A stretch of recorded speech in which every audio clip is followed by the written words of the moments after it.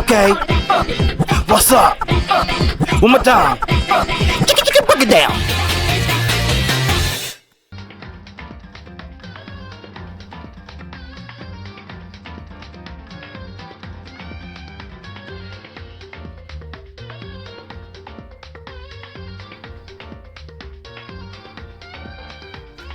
What's up, motherballs? It makes me Ski Balls, and welcome back to some Danganronpa Trigger Happy Havoc. You know, the game where we're solving mysteries of who they get executed. Anyway, Chihiro is freaking gone, y'all. The ultimate programmer is gone. The smartest person in that group is gone. So now we gotta figure out who did that. And y'all see my detective glasses on, which means we got ourselves a mystery to solve, baby. Detective P.I.Ski is here. But y'all do hit that like button, camera video, hit that bell, and let's back up some points, baby. Alright, so y'all already see the body over here. So now we gotta figure out this freaking mystery. So how do we start this? The word bloodlust is written on the wall in blood. So I don't think it's any kind of dying message.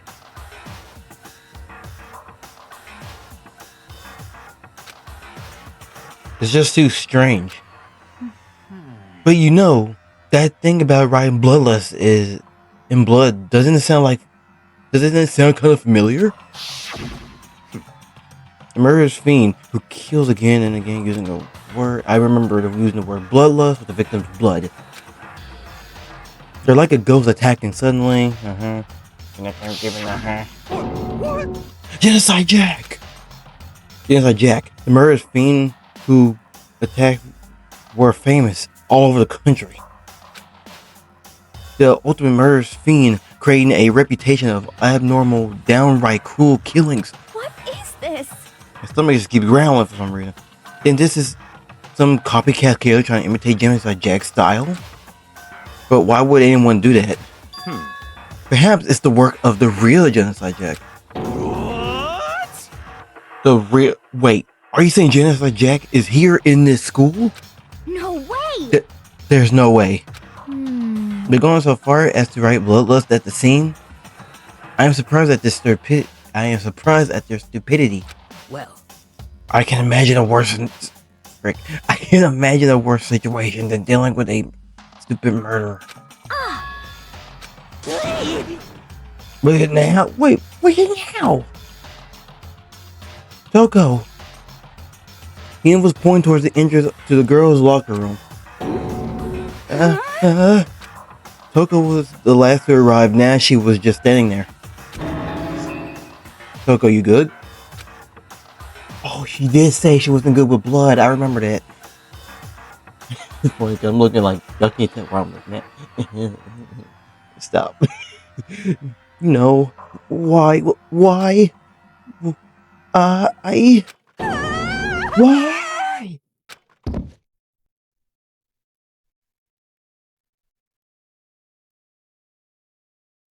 Oh, well, dang, okay. She fainted. That did not sound good. Toko. He rushed over to collapse Toko and started shaking her awake. Toko, are you okay? Come on, wake up. Oh, that's right. I just remember what she said about he faints anytime she sees blood. Oh, So she is hemophobic? I imagine she does not watch too many horror films then. This isn't a violation of rules, right? I mean, technically she passed out somewhere besides her room. No, I think it should be okay. The regulation prohibit sleeping, like on purpose. So since she didn't faint on purpose, it doesn't count. Got you. just a second. Toko, alright, can you hear me? Hey, you gotta wake up. After she heard her, Toko suddenly shot awake.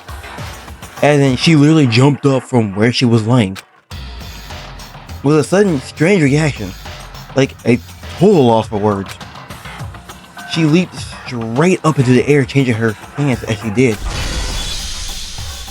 What the frick wrong with you? That's a freak. Oh, she looks like she's getting freaky up in here, ain't she? In no time flat, she was just standing up. Ignoring the physical contortions she had to go through, Her motions were totally haphazard.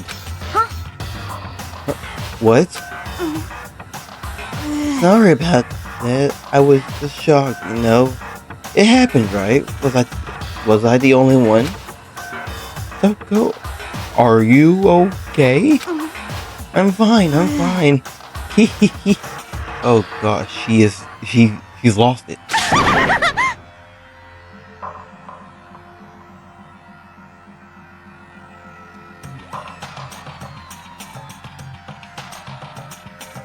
What the frick is going on here? Whoa, is that a dead body? Hey, are you dead? That is so out of character. What the heck? She must have hit her head real hard when she fainted. The world has a front and a back, a top ending and a bottom, a sea of truth and a web of lies. Well, What concerning? I mean, she said completely different. No, everything's fine. At least the stutter's all gone. That's a good thing, right? I see. It's clear to me everything is not fine. Your eyes seem strangely vacant. It might be best if we take her back to her room for the time being. so, I don't mind taking her, but could someone help me? If you need help, I don't mind. Doctor, could you help me?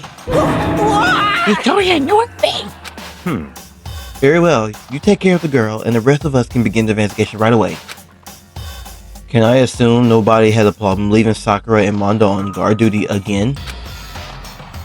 Hold on a second. Rushing to an investigation? The mastermind isn't behind that. After what happened last time, surely you realize that. Yeah. Don't make me repeat myself. There is no question that Chihiro was murdered by someone among us. Isn't that right, Monokuma? Of course! Right as rain. Sorry, every time I forget how to do the voice. I hit my mic. But don't take it as a bad thing. It's just a fact. It's a fact of life. Because graduation worked. Didn't it happen again? Is that what you're saying? That another one of us killed a fellow classmate? What? Does that freak you out? You guys got no balls, you know that? Is there just nothing there at all? Well, I can't finish it. Well, I'll let you praise mine if you want. Whoa. Actually, I don't have any either. Sorry. Stop talking. Stop monologuing. Give us what you came here to give us. You did bring it, right? I sure did, chum. It's the Monokuma file! I mean, he kind of already said it. I know how much you must be looking. I know how much you're looking. I can't do the voice no more. I don't even think I read it right the first time. Let's be honest. I know how much you must be looking forward to this. See ya But later! please do your very tip-top best on this investigation. No way! Do we really gotta do another investigation? Examining the corpse is one of our friends. Of one of our friends. Aim to suspect all our other friends? Why? I hate this. I can't take it anymore. I hate it too. Help me! I've had enough. I'm getting out of here. Hey! Where do you plan on going? There's nowhere to run. Such ignorance. Just accept it already. After all, blood is just a liquid. A dead body is a simple object.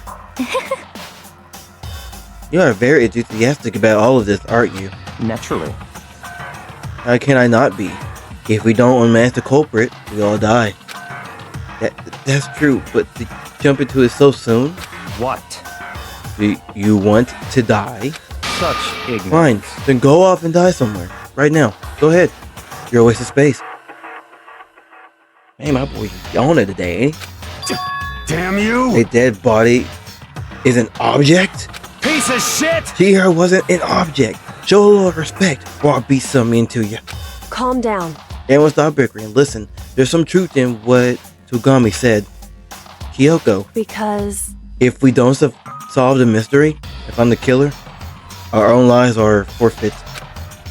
If Togami is right that Genocide Jack is somehow the one who killed Chihiro, that's right. then unless we do something, more victims will start piling up. To get more victims, if we mess it up, we're all dead. Hey! Hey! Hold on. If that's your worry, you don't gotta worry any longer. In any one killing game, the guilty party may only kill a maximum of 2 people. Huh? What? I don't remember any rule like that. Actually... I just came up with it. I mean, if one person went around and killed everyone, your lovely student life will all be over, right? Oh, okay. He is at the new rule. Okay. So then... In that case, why not limit it to one person? Hey, Well, it's a good mystery. You don't want to miss out on at least the potential of you don't want to miss out on at least the potential of a serial killer angle. This one would totally murder that possibility. Punishment is waiting Farewell for for now. you. I'll catch you guys. The glass trial. I can't say I understand his thinking, but if we can kill up to 2 people, then one more person's life could still be in danger. Interesting.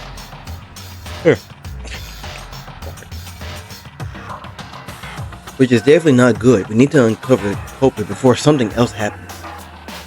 You son of a bitch! You need to shut up. So, Well, for now, Taka and me are going to drop Toko off at her room.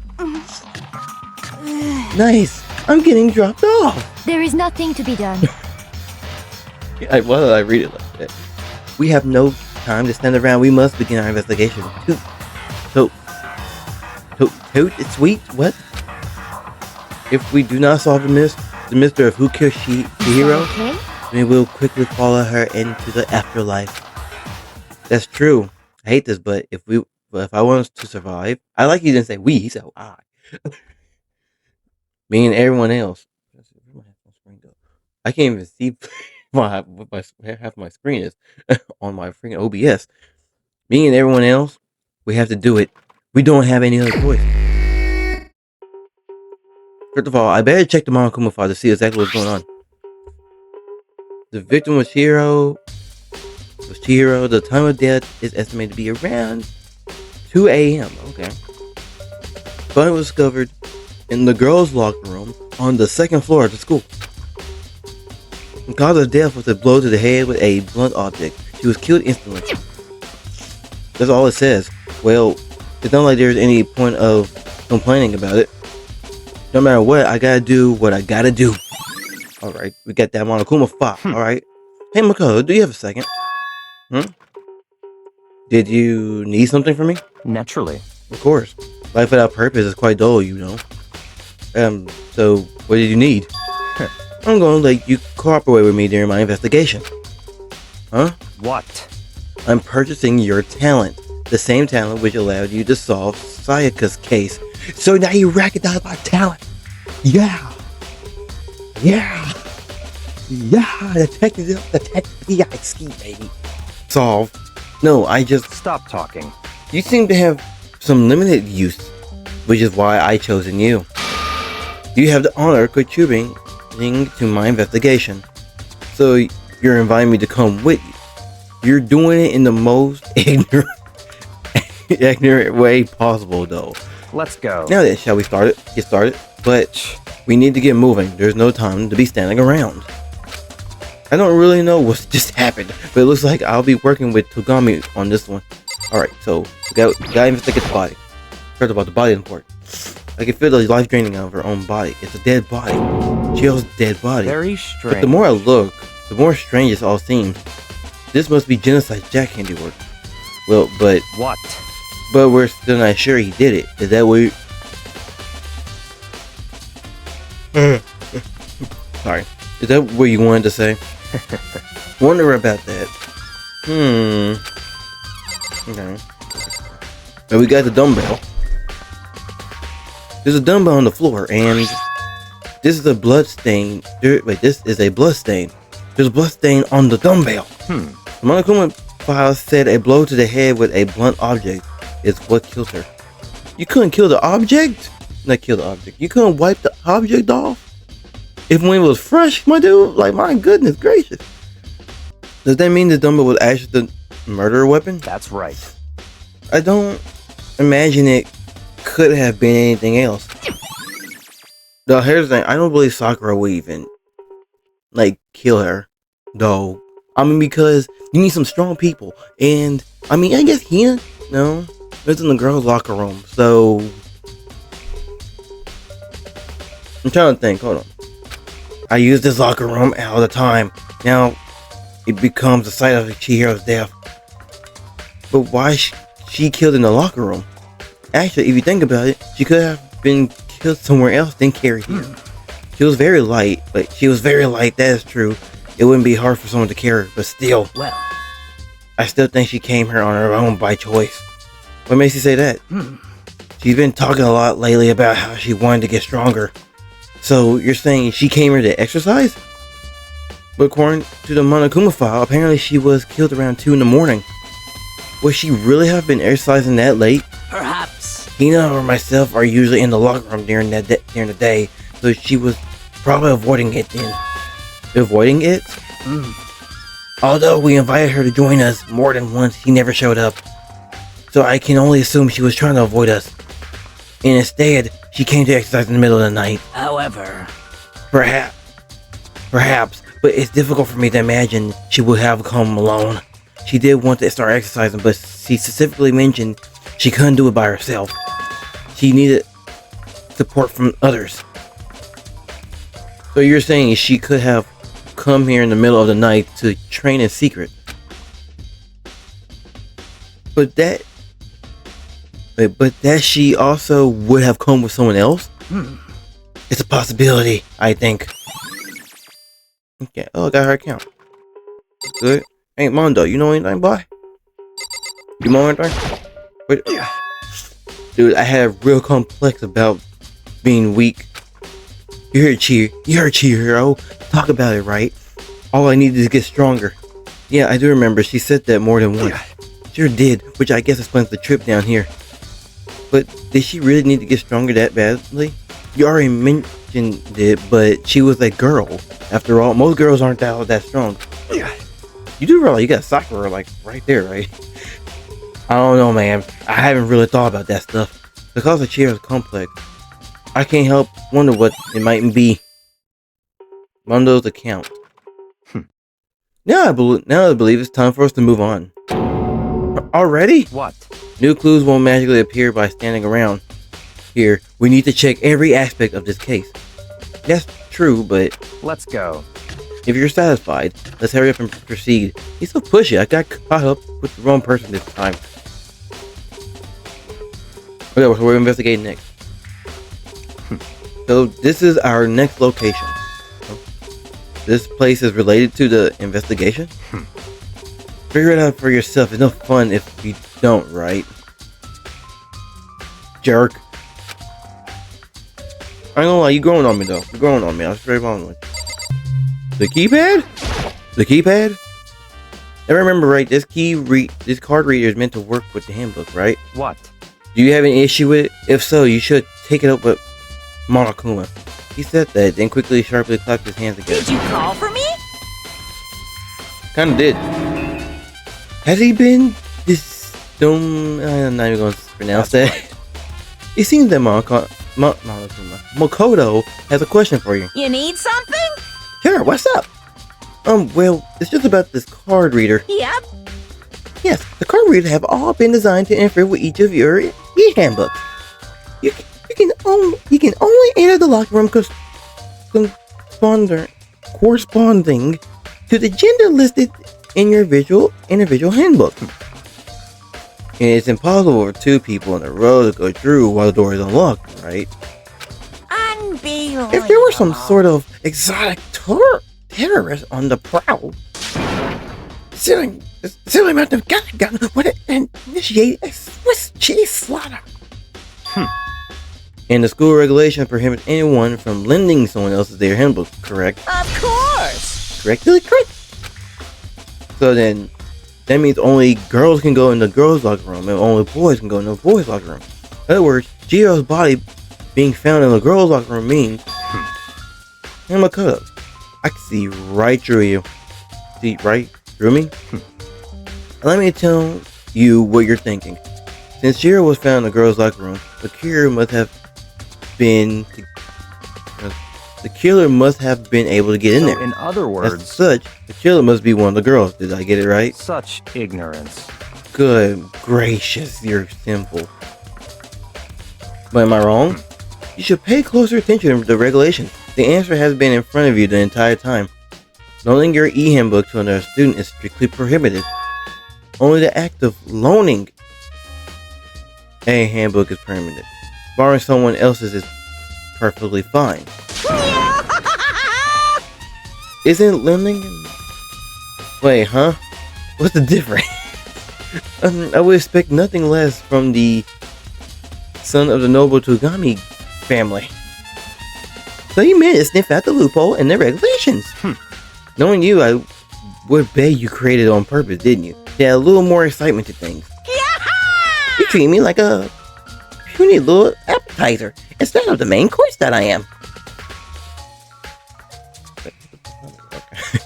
Now then, since the dead can't actually talk, there's not people anymore, they're things. Yep. Get it? Got it? Good. Wait, hold on. You're saying that's a loophole, but in order to borrow something from someone, then that means someone would have to loan it. So, Why you? so sleepy. Just listening to you makes me want to pass out.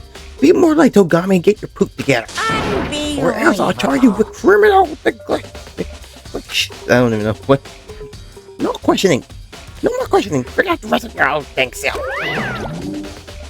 That's fine. Well, I know you're unfortunately lacking in mental. You know what? Y'all both can go screw yourself. So for you and myself, let's head to the main hall. The main hall. That'll help you understand what's going on. Okay.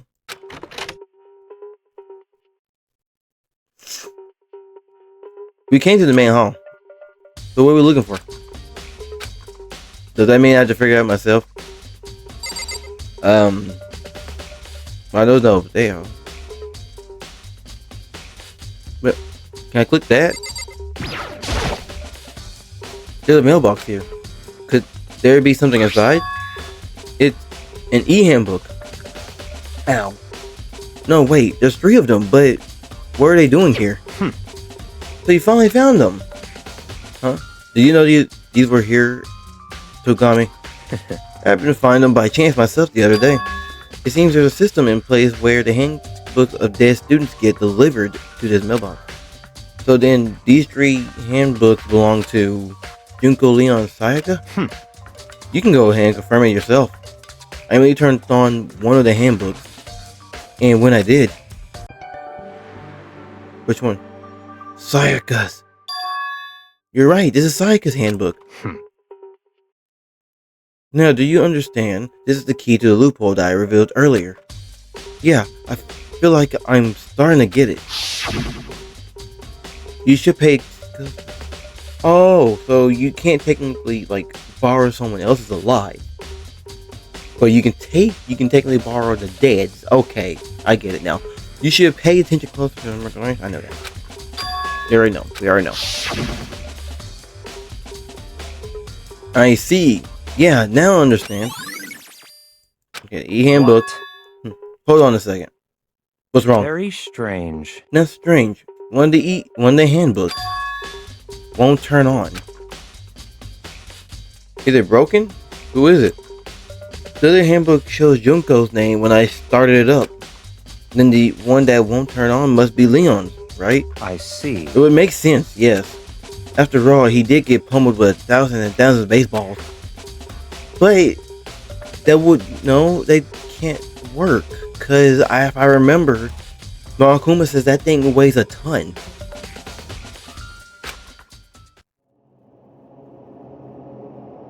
Why? That cruel punishment which led to Leon's death. The execution that the mastermind made up.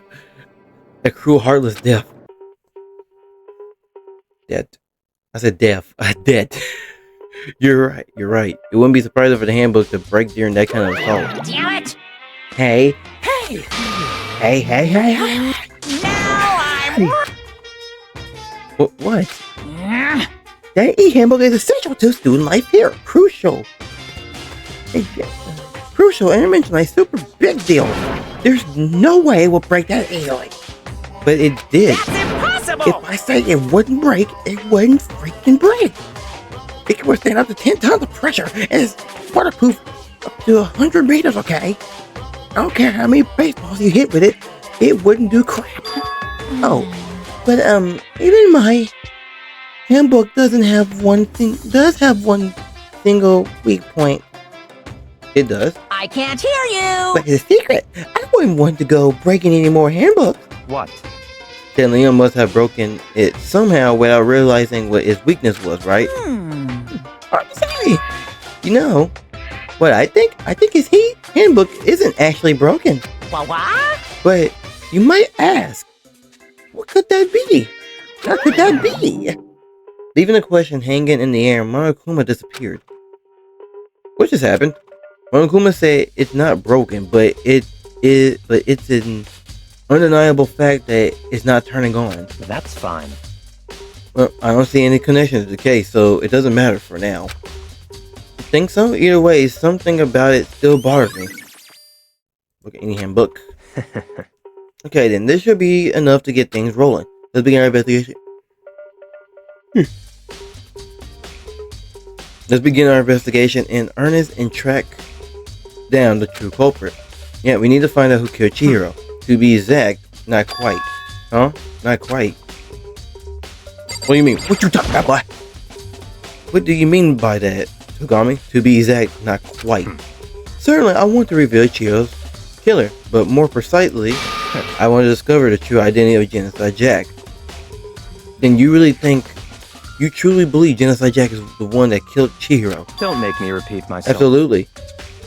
I have no doubt that Genocide Jack is the culprit in this case. Bam! That murderous fiend is Genocide Jack, right? What? Oh, I said in the wrong voice, but okay. There's nobody else it could be. A murderous fiend who kills again and again using a bizarre and brutal method. They're like a ghost, attacking suddenly then slipping away before the police can catch up to them. And what nickname did the internet give to this mysterious serial killer? Genocide Jack. They say he killed 1,000 people, but that's gotta be an urban legend. Still, could one of us really be a psychotic killer like that? You're not wrong to wonder, but words mean little right now.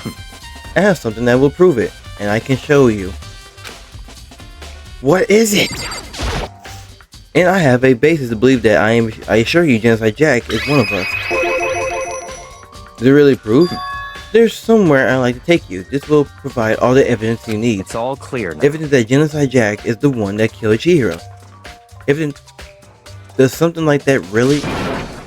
Ah, hey, you two. Big trouble. Need your help. I don't have time to play with you. We're busy. Leave us alone. Because, I mean... But it's an emergency. Emergency. Come on, please. You gotta help me. Okay, what is going on? What happened, girl? What happened? Tell me! Please! This is a serious emergency. Please, you gotta help me. Just calm down, okay, Hina? Because, I mean... But it's an emergency. Emergency. What happened?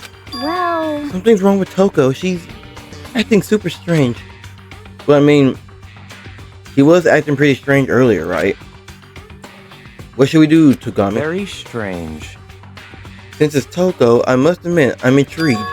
I suppose we can take a second to see what's going on with her. Are you sure? Don't make me repeat myself. I'm gonna make you repeat yourself till you keep repeating, okay? I didn't expect that. I thought for sure he'd just say no, and that'd be the end of it. Yeah! Okay. Come on, hurry. Wait for us, Hina. Let's go. Look, it looks like she's headed to the dorms. To Toko's room, most likely. Right. Okay. Where's she at? Okay, what's she doing?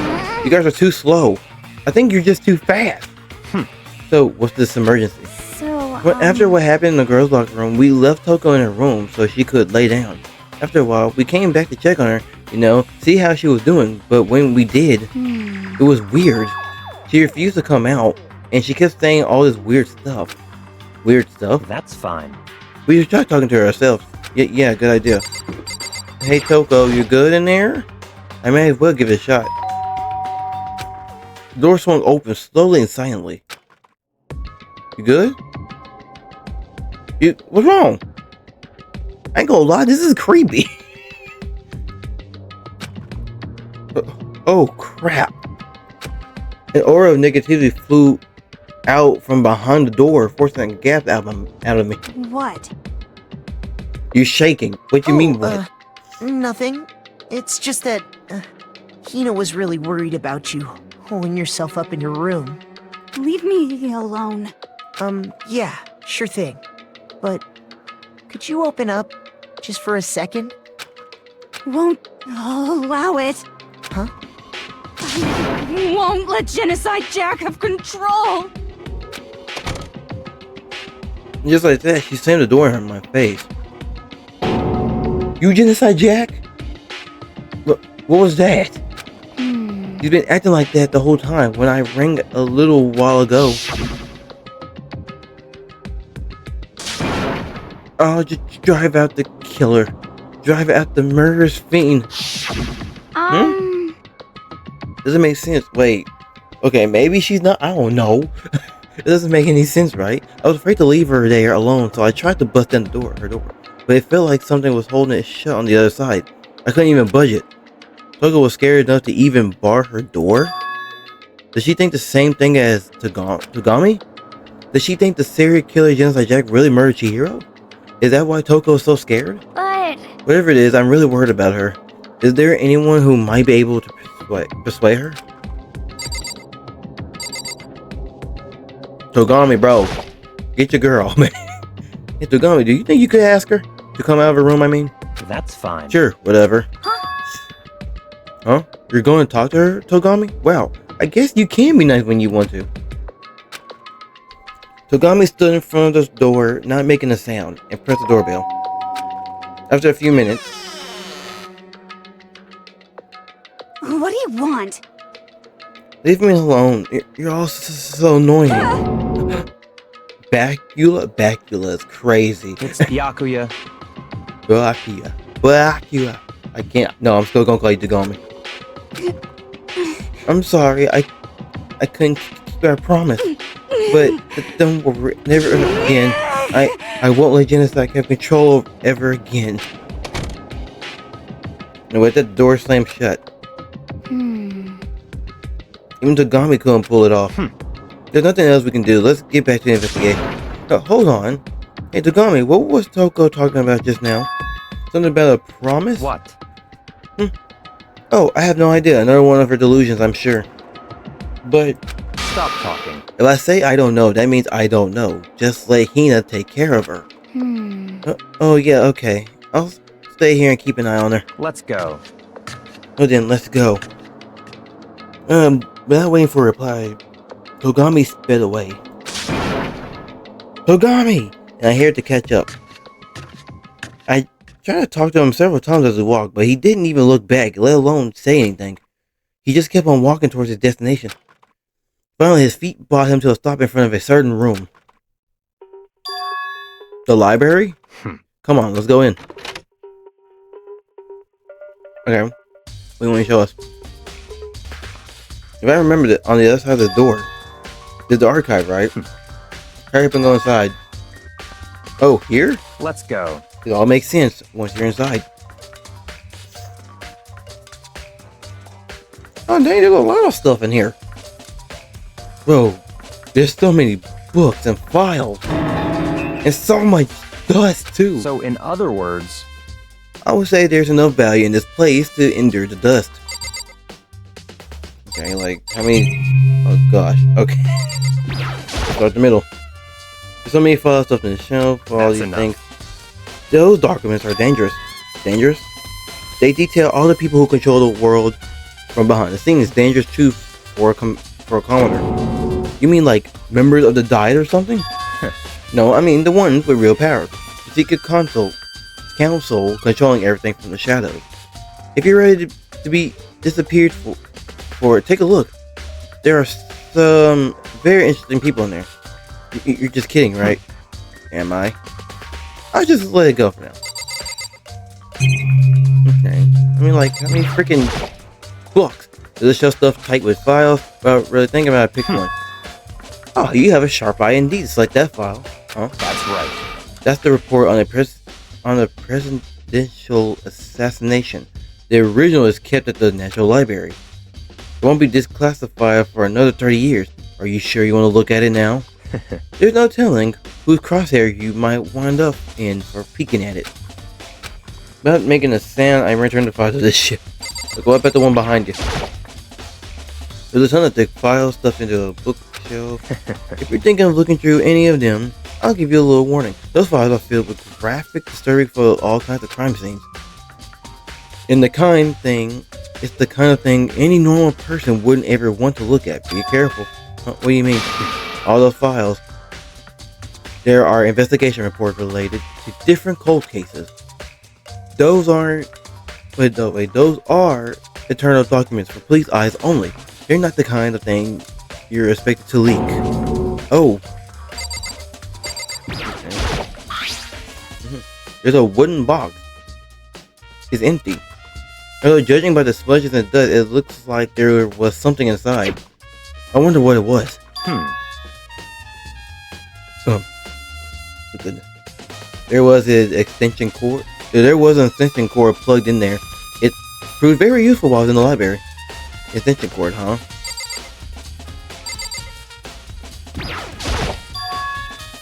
It's a desk lamp.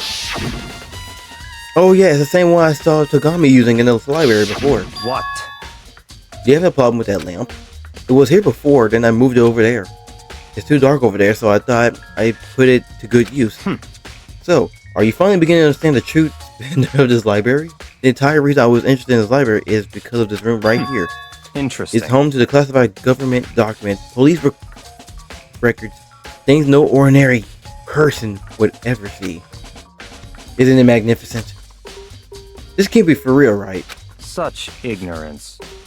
That's your guy's problem. Anything that doesn't fit into your preconceived reality, you label it a lie. Well, it's not that. It's not like I totally refuse to believe it, but I mean, there's just so much. How could anyone have pulled all this together? I suppose it goes to show just how much Hope's Peak truly wields, or perhaps the mastermind may have wanted to prove us with another entertainment to keep us from getting bored. It's no use. I can't keep up with all this. It's just too unreal. What's wrong? You still can't believe it? What about you? How can you believe it so early? Things like that are usually impossible. What do you mean usually? Usual, normal, ordinary, simple? Those things don't exist anywhere in the real world. If you don't understand what they actually represent, you don't understand the nature of anything. You don't pull your punches, do you? Besides, what you consider usual is based on your common sense, right? But what makes you think your own common sense applies to me at all?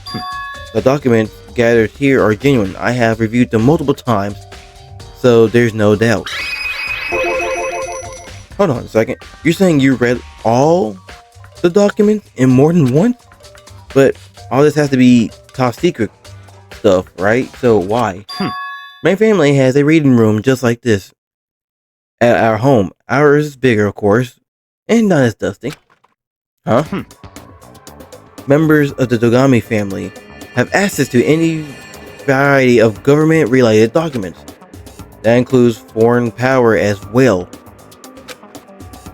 How is that possible? So, in other words... I already told you, there's a secret council that controls the world from the shadows. My family is a member of that council. And I have within me the bloodline that will allow me to one day bend the world to my will. But to become such a ruler, I must know all levels of this world, backwards and forwards. So whenever I have time, I like to review whatever documents and materials that interest me. Which is why I can proclaim without a doubt that the materials gathered here are the real thing. This is beyond believing or not believing. Togami is actually starting to scare me more than the actual mastermind. And what always interests me is the most were the cold case police investigation reports. Reading through those reports has always been a hobby of mine. I don't really care. I'm gonna be straight up honest with you. Ever since I was little. It's excellent mental exercise. I solved more than a few of those cases just by reviewing the reports. Among all those reports, one of my recent follows is the Genocide Jack case. As he talked, Togami gathered a specific file from the shelf. That's right. This is the complete case file. Every single report surrounding Genocide Jack cases have been compiled in here. Because there are so many, allow me to quickly summarize the main points. To begin, there are two noticeable characteristics in every Genocide Jack murder. The first characteristic is that at every crime scene, the word bloodlust is written in the victim's own blood. We caught that part. And the second is that when the victim are murdered, their bodies are suspended in a certain way. Bloodlust is written in the blood and the victim's body is suspended. It's actually the same as what happened to Chihiro. Save your surprise, the best part is yet to come. For the second characteristic, where the victims are suspended. The only ones who knew about that particular fact were members of the police and other higher ups. By all accounts, nobody in the media ever found out, In other words, no one on the news, no one online, nobody knew about the aspect of each crime.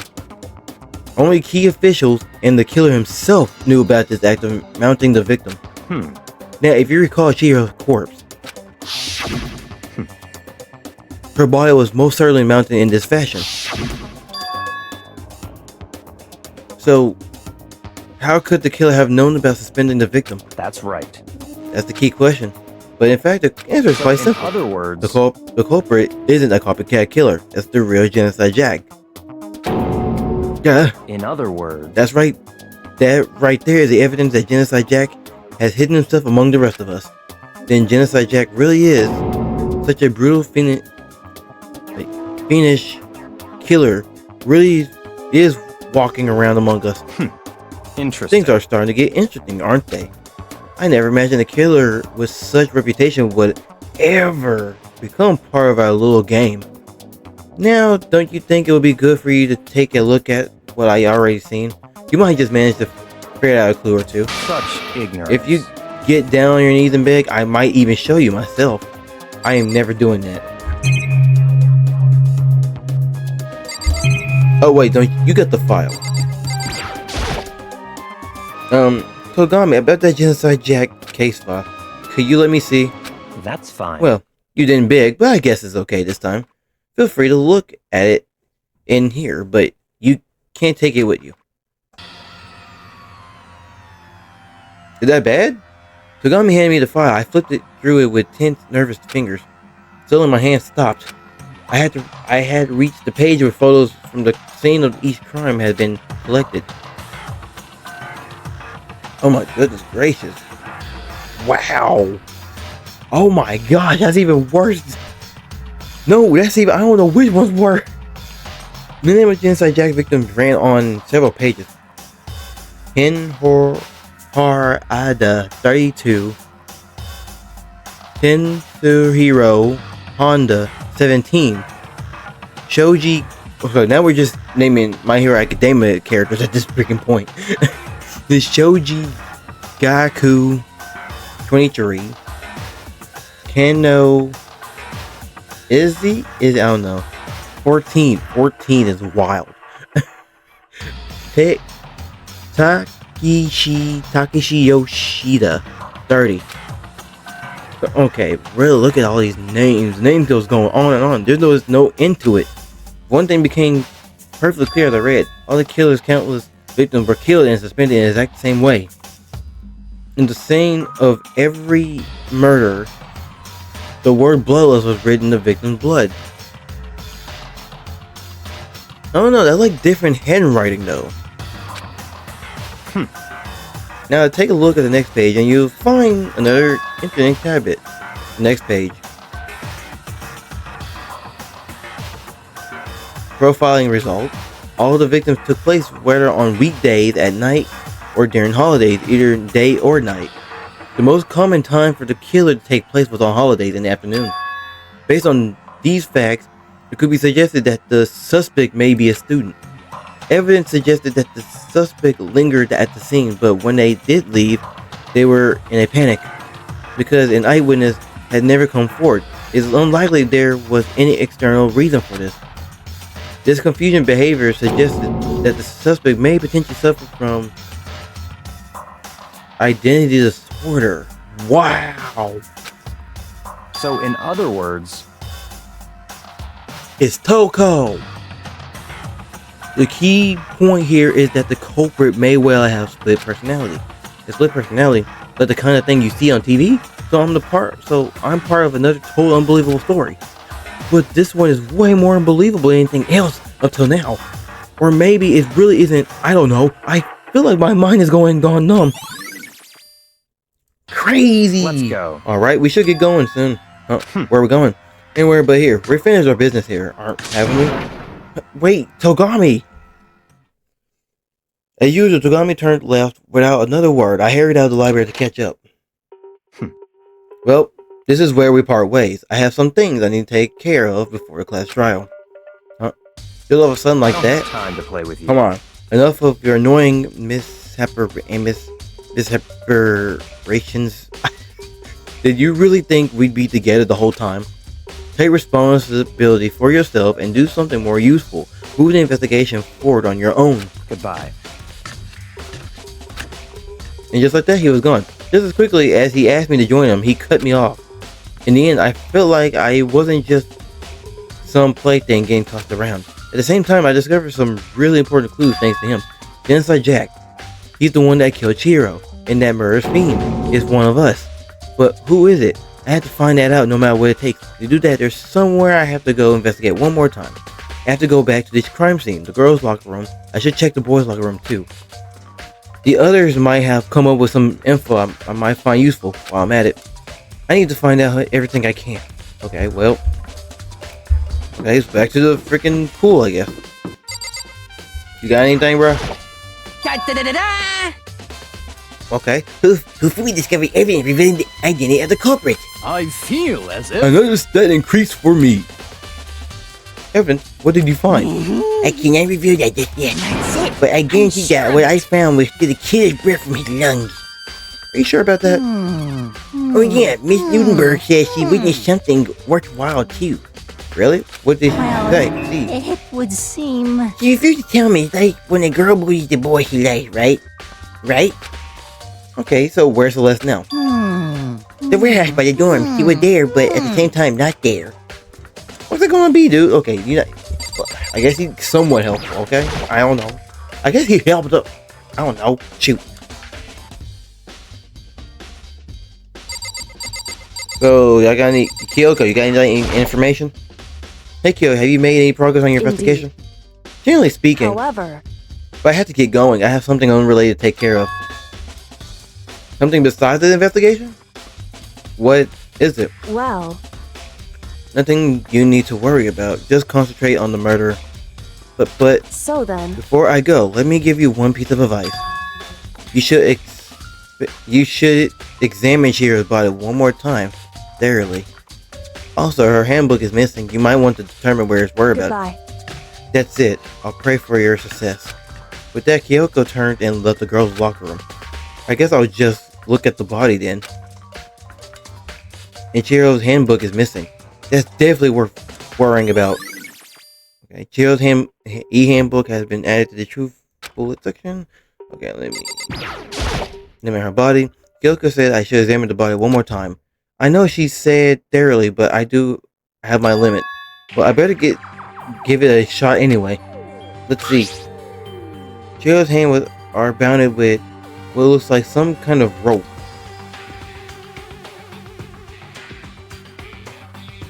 Wait, is it rope? No, the rope was used to prop her in a crucifix position. Huh? The rope has a plug? Wait, so then this isn't a rope at all. But the more I think of it, the more that that's not the only thing that concerns me. Chihiro's fatal injury was the blow to the head, which means someone struck her in the head in order to kill her. That's right, there's the issue of her being suspended in the fatal blow. At first I didn't see any reason to think too much about it, either of them. But seeing them again after looking through Genocide Jack's file, something's not quite right. What does this all mean? Status of the dead body. Well, the one thing most likely to tie all these mysteries together is the true nature of the rope that was used to suspend Chihiro, and to figure out there's a certain place I need to revisit and look over again. Plus, it might help to look at the Genocide file case file one more time. Y'all got anything? Damn. Chihiro's presence here was especially weak. Her body and her soul. Target such a helpless being is unforgivable. What a wretched beast to do such a thing. I can't forgive this. Okay, so y'all ain't got anything new. Okay, so I'm gonna just leave. Oh, what you gotta check out? Mondo, you got anything, bro? Yeah. Dude, okay. Okay, that part, yeah, you told me. Oh, okay, so he knows that too. He thought that was okay. So I was on the right track. I thought that was weird too. I'm gonna be right along with you. The big breasted swimsuit model is pretty noticeable too. The girls' locker room doesn't seem like the kind of place you find something like this. So now to the boy side. We got the frick out the way, man.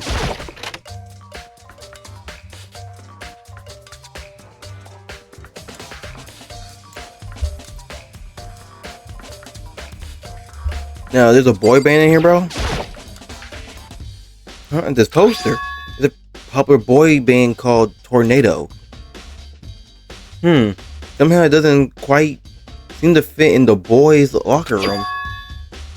Oh, but wait. That reminds me, the poster in the other locker room is... That's right, there's definitely something strange about this. In the boys' locker room, there's a poster of a popular boy band.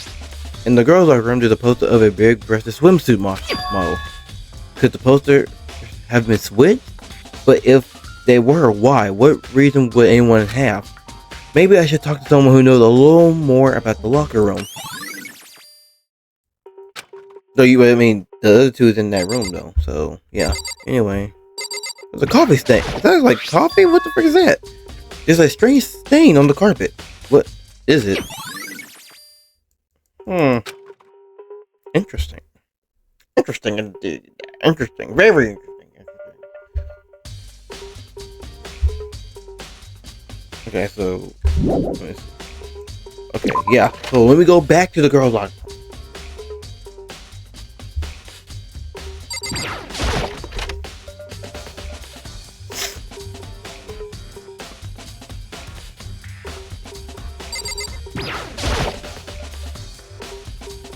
You spend a lot of time exercising in the girls' locker room, right, Sayaka? Sayaka, bro.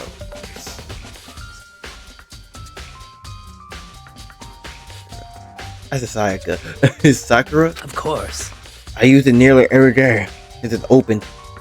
Sometimes Hina and I use it together. Okay then, let me ask you something.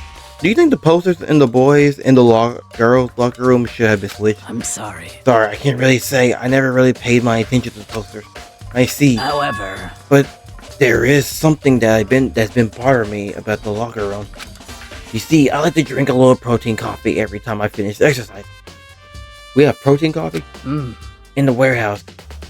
It's not the highest quality, but I don't have a lot of other options. I mix protein powder with coffee and down a glass of it after exercising. Anyway, the other day I spilled some on the carpet in the girls' locker room. And it left a stain. A stain? So the carpet's been switched too. Okay, everything has come together. But I don't see any stain on the carpet now. Of course. Exactly. Wait. No, that was Makoto said that. Okay. Exactly. I noticed earlier the stain had disappeared. I can only assume someone came along and cleaned it up. But still, is it unusual clean? As if there was never a stain here to begin with? Okay. Mondo, you know anything? In the same dialogue, bro. Get the frick out of my face.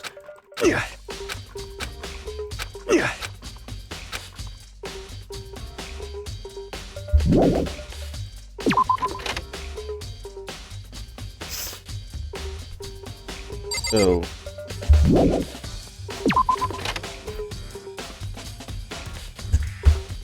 I ain't gonna lie, I was scared someone was gonna be behind me.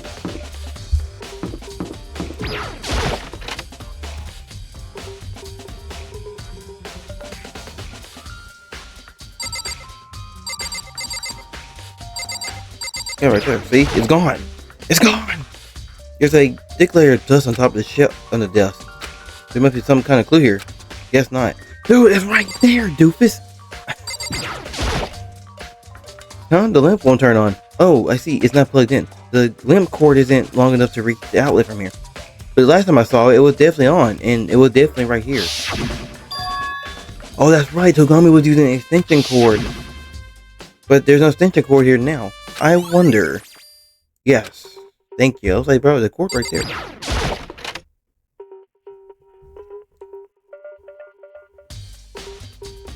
Okay, which one? Cold case is over here, right? No, okay. I know it was around here somewhere.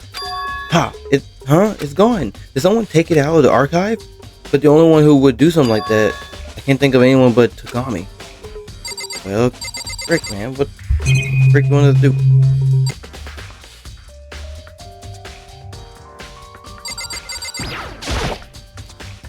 Liz, what are you doing here? The warehouse is amazing. It has absolutely everything one might need to live a full life. From food to clothes to towels, there's an endless supply to choose from. I see that, but have you found anything related to the case? Most unfortunate. I knew you were going to ask me that. I thought talking about the warehouse itself might misdirect you, but I see it was pointless. Then you did find something. Very well, I will tell you, and only you. Actually, Last night I saw her here.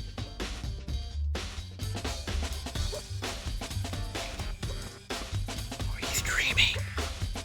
He's dreaming. My dog was dreaming. Chihiro was in the warehouse. What, really? indeed. This was right before nighttime.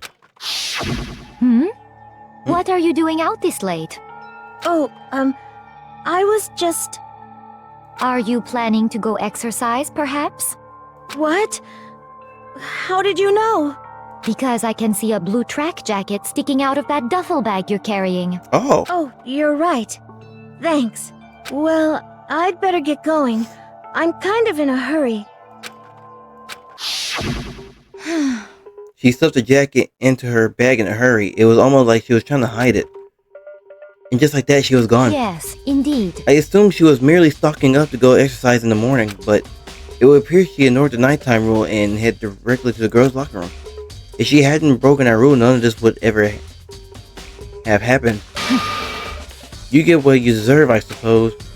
So apparently, he went to the girls' locker room late at night in order to exercise without anyone knowing. Wait, then what are you doing up? That's my question. You broke your own rule too. But the strange thing is, there was no trace of the track jacket or duffel bag Celeste said she saw Chihiro carry. Which would mean the killer would have gotten rid of it somehow. Okay. So... Okay, well dang, where the freak you want me to go next? No, wait. I have a feeling about something. I think, wait. Okay, wait, my mind just clicked. My mind freaking clicked. Detective P.I.'s mind clicked. Okay, where's the freaking bathhouse real quick? Wait, first of all, where was the bathhouse? Bathhouse. Where's the freaking bathhouse? Dang it, that's what I'm trying to figure out. Hold on.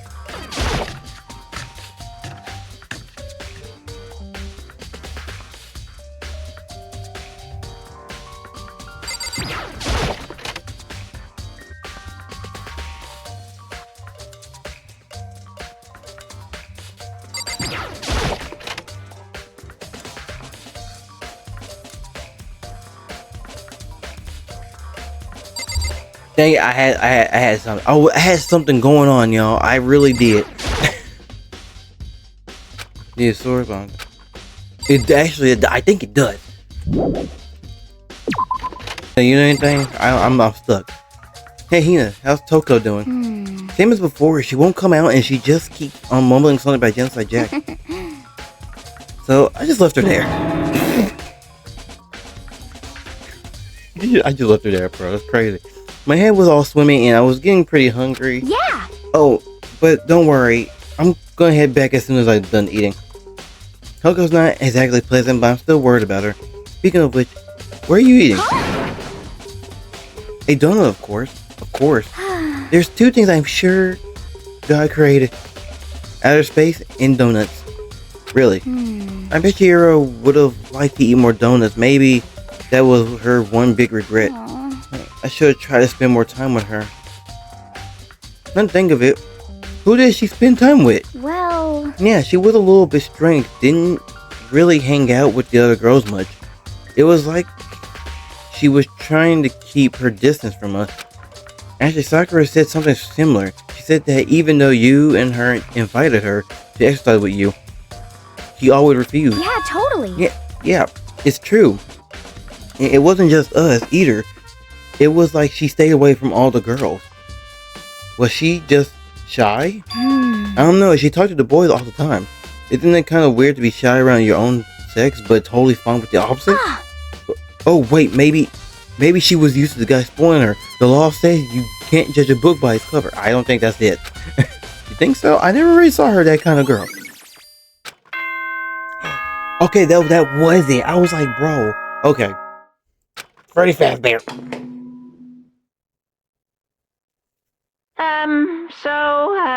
I'm getting tired of waiting. Shall we just plunge right in? It's the moment you've all been waiting for! The class trial! No, I wasn't waiting for it. I'm You sorry. remember where to meet, right? Mhm. Please go through the red door on the first floor of the school. See you soon! Begin the class trial, or it's about to begin. The red door is right through here.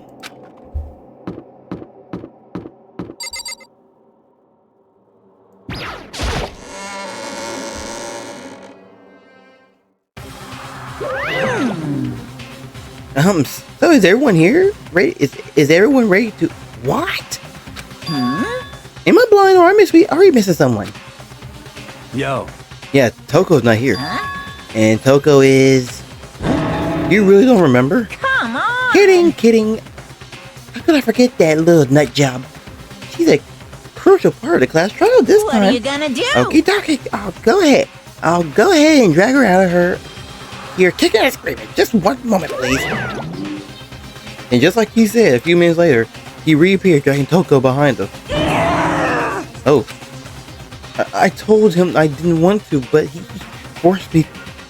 I can't believe you would drag a girl around. Terrible. You're terrible. So now everyone's here, right? Okay then, hustle onto the elevator and let's get this show on the road. I'll see you guys down there. Let's go.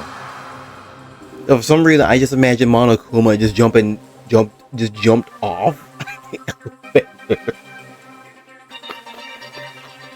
And you just see him start falling.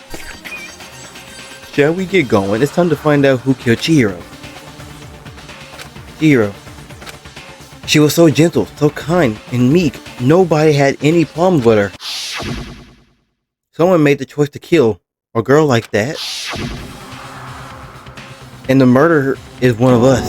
Someone standing right here. Alright, let's get going. We have no choice, right? We have to do this. It's true. Got a freaking popcorn in front of my mouth. What the frick? I gave a small nod in reply. The one last deep breath, I walked towards the elevator on shaky leg. With each step forward, I could feel my heart starting to race faster and faster. And as soon as everyone was on, the elevator began to descend. I couldn't get a handle on my emotions, couldn't stop speculating. The steel box sank with heavy clinking sound, deeper and deeper into the ground. And as we went deeper, the uneasiness in my heart grew bigger and bigger.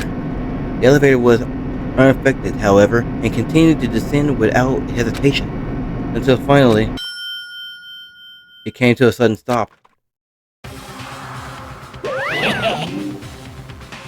get redecorated. Isn't it so fresh? Isn't it so exciting? I mean, oh, so you're gonna redecorate each time? Okay. Don't waste our time with stupid questions. Let's get this over with already. Very Good. You're ready to go. Gotta say, I don't hate it. Not at all. well. Okay then, let's get this show on the road. Thrills, Everyone, chills, please find your assigned kills. seats. And so, the curtain opens once again. Deadly judgment, a deadly deception, a deadly betrayal, a deadly riddle, a deadly defense, a deadly fate, a deadly class trial. Anyway, I'm gonna let my boy Ski Ball handle this. So, yeah, we're gonna get to the Ace Attorney here. So,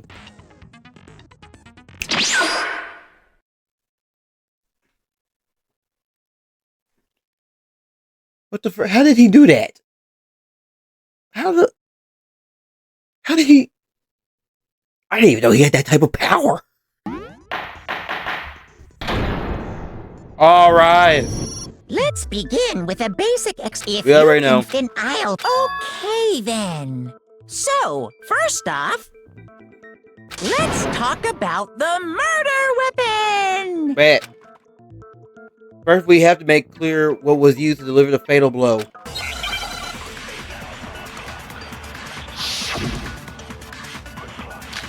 I don't even know what the frick that was. I don't even know. Chihiro's fatal injury. It appears it was a head wound. That's right. According to the Monokuma file, the killer used a blunt instrument. But what kind of blunt instrument could it have been? I bet it was an iron pipe. No, that's wrong. Break. I'm sorry. Can we agree that the object that dealt the fatal blow was the dumbbell found at the scene of the crime? Yeah, It sir. was covered in blood, and there was nothing else at the scene that could have caused that kind of injury. And the wound on the victim's head is consistent with the shape of the dumbbell. As far as I'm concerned, there's no mistake and no room for doubt on this one. You looked at her head wound? Well, we know y'all wasn't gonna look at it. Yay! That's so creepy! She said, I don't give a frick. Y'all did. She said, y'all know y'all was gonna look at it in the first place. If you don't mind, I will proceed from here. Although, I believe the criminal behind this heinous act is already quite clear. I think I skipped something and by mistake. What? For real? Chihiro's killer is the fiendish serial killer, Genocide Jack. Genocide Jack, the finished serial killer? Did he really kill Chihiro? A new element has been added. Oh my god. Where the debate lines of white noise will appear to disrupt your reactions. Oh no! Your true bullets will disappear if they hit these lines, so think of them as obstacles in your debate. But there's a way to keep this white noise from getting your way. Right mouse button to attach the silencer, which can shoot down the white noise. Okay. Here, if you shoot the actual remark for your silencer instead of the white noise, the time limit would decrease. So take careful aim when you have your silencer out. Oh, if your action difficulty is set to gentle, white noise will not appear at all. In any case, you can't forget about the silencer and just focus on the situation in front of you. Good luck.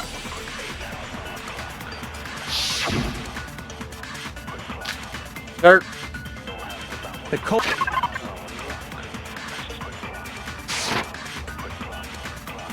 My bad. The culprit didn't Case say, I'm sure of it. closed, as far as I'm concerned. But that's impossible. Why? What makes it impossible? Well, I mean, come on. There's just no proof for it. No, that's wrong. Break. I might know one reason he could be involved. Okay. Can you actually change difficulties on this? I think once. No, it's once you select one. So I picked kind and kind. I didn't know it was gonna give me one truthful. I might know one reason he could be involved. What?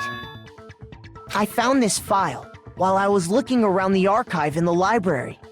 I guess it's some kind of confidential file the police put together about the Genocide Jack case. What? That's kind of weird as shit, isn't it? What was something like that doing in the library? The why of it is probably more trouble than it's worth, so let's forget about that for now.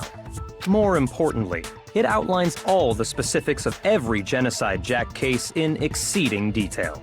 According to the file, there appear to be 2 defining characteristics in every Genocide Jack case. The first is that a bloody message is found written at the scene of every murder. Oh, that's right. Boob lust. The frick? No. It's actually bloodlust. But more important is the other characteristic, and it's something that has never been made public. Never made public? What the hell is it? Why don't you tell them, Makoto? There are characteristics of every Genocide Jack case which the world at large doesn't know. If not mistaken, it has to do with the positioning of the body. How the victim was positioned. I got it! Yeah, I bet we got it. Apparently, in every Genocide Jack case, the killer suspends the body in a certain way. Uh-huh. Other than the killer, the only people who know about this are the higher-ups in the police department. Mm-hmm. However, Chihiro was most definitely suspended in the same way. So, how did the culprit know about this when only high-level police officials were aware of it? There's only one logical answer. With my bad, my it's trigger because finger. the culprit in this case is the real Genocide Jack. But aren't you technically a higher up though? No fucking way! You're saying Genocide Jack is one of us? Mm-hmm. Yes. In fact, it's Toko. Well, okay, he just said straight up, okay. What? Genocide Jack's true identity is Toko Fukawa. You lie! Sorry. What? Hey, okay, wait, hold on a sec. Toko has, like, bloodophobia or whatever, remember? What kind of serial killer is afraid of blood? Is Toko Genocide Jack? The answer is yes and no. Another riddle? Man, why is this gotta be so complicated? It's a riddle for sure, but I feel like I understand it. What it means for Genocide Jack to be Toko, but also not to be Toko. The answer is that she's not just one person, but multiple people, right? Okay, Hangman's Gamble. Let's get it. I don't even know what the frick I'm spelling. I don't know what I'm spelling. Okay. I'm scared to shoot a letter. I'm going to guess C. Oh, right. Nope. Oh, dang it. Nope. Okay. Z. Okay. And then, oh, right. Hey, let's go. Now I understand. Oh, wait. That break is complete. All right. Is it because Genocide Jack has a split personality? Huh? I think I read that somewhere in the file, too. They thought that the suspect might have, what did they call it? Dissociative identity disorder. Oh, okay. But still, to go and say that about Miss Fukawa is... Perfectly acceptable. Toko's strange behavior after seeing the body is proof enough that she has a split personality. The one thing that showed Toko could have a split personality has to do with her behavior. Behavior can't because I remember she was acting weird with her tongue out. Acting totally different than usual, right? That's right. Think back. She fainted when she saw Chihiro's corpse, and then, when she woke up... She was like this.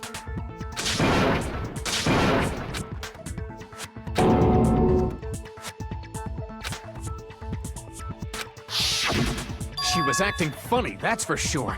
That melancholy tone of hers completely disappeared. Don't go assigning adjectives to my tone without permission. I gotta do permission? Not to mention, once she regained consciousness and saw Chihiro's body again, she was utterly calm.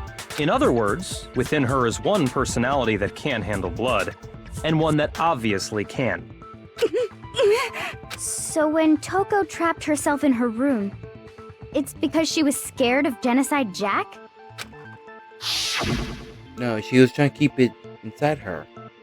Pause. That sounded so wrong.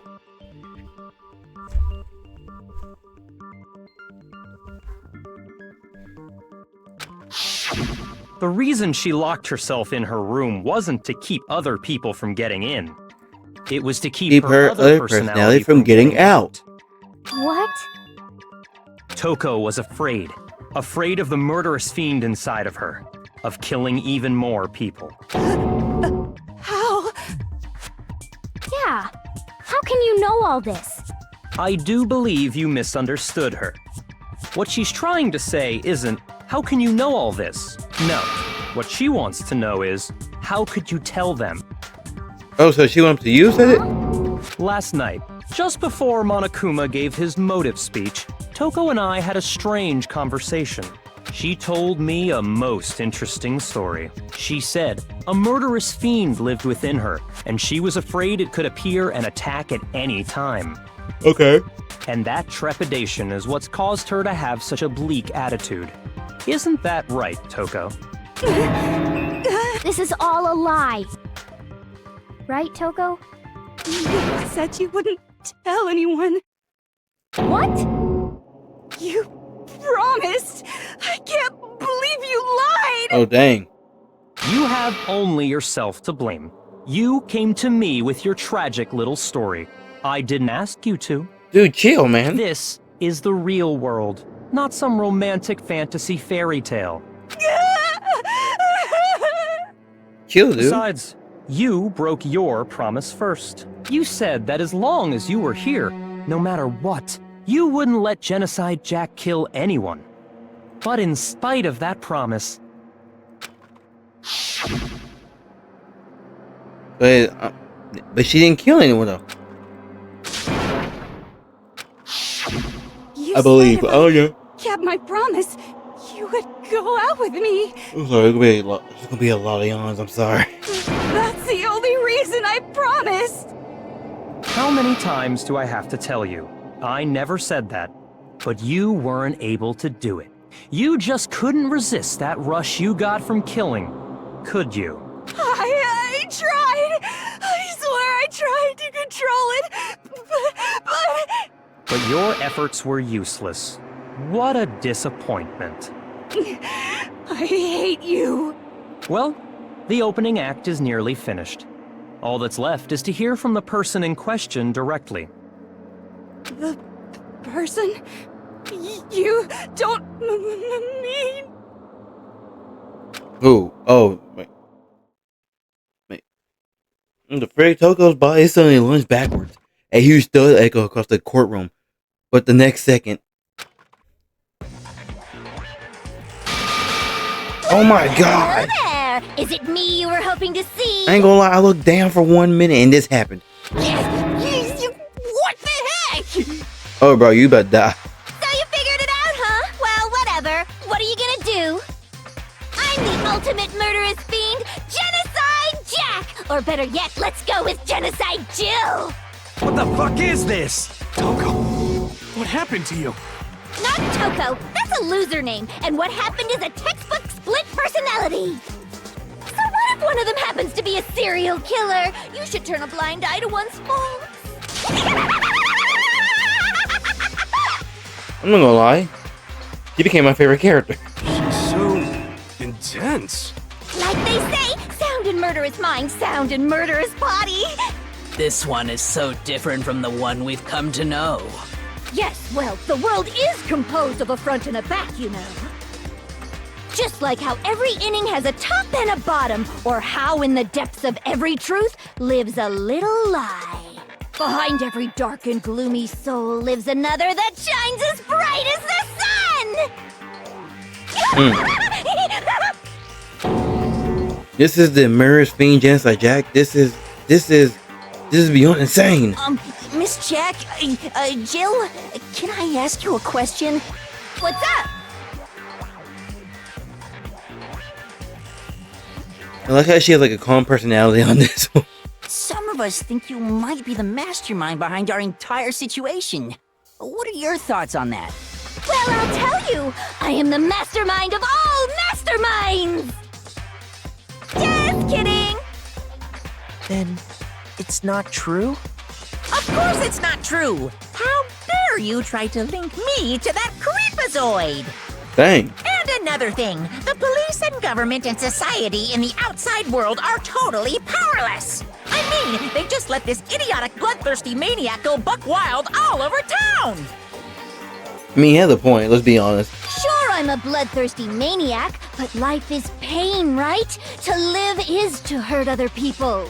It's a necessary evil if you want to survive. The act of living itself causes pain for everyone. Just kidding again!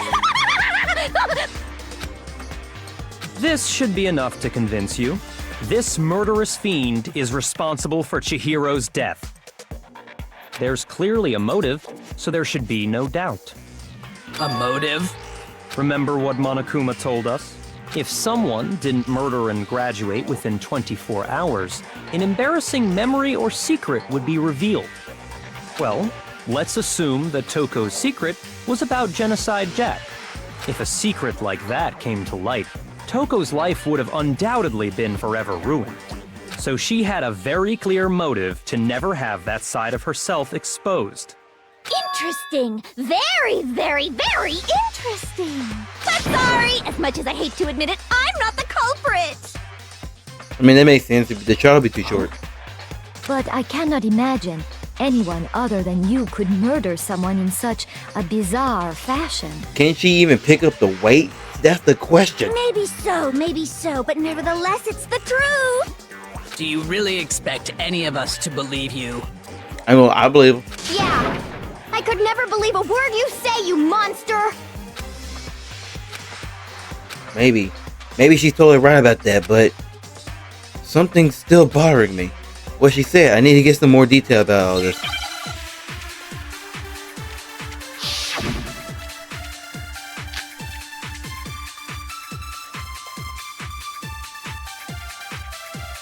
Who's that? Sorry, but I didn't kill anyone!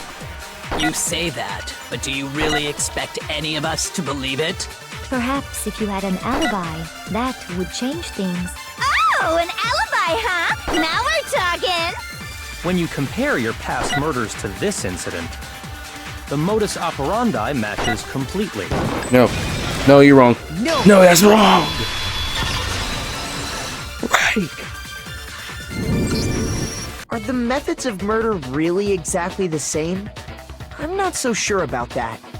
I think there's a slight difference between the Genocide Jack cases and this one. Huh? How's it any different? Well, for one, she uses scissors. Ow. Uh-oh, you don't know? Well then, human garbage, let me tell you! No, dude, that was just disrespectful. I murder with passion and conviction. I consider myself a professional, and I have a very particular way of doing things. Imagine you go to a fancy Italian restaurant. They're very picky about the noodles, the sauce, everything. But what happened to Chihiro? It'd be like if that same Italian restaurant started using ragu or Chef Boyardee. This is no creation of mine. Let me rephrase that in a way that maybe makes more sense. There are two clear differences between the Genocide Jack cases and this one. There's one clear difference between the murders. In the photo from the other Genocide Jack cases, look at the neck and stomach.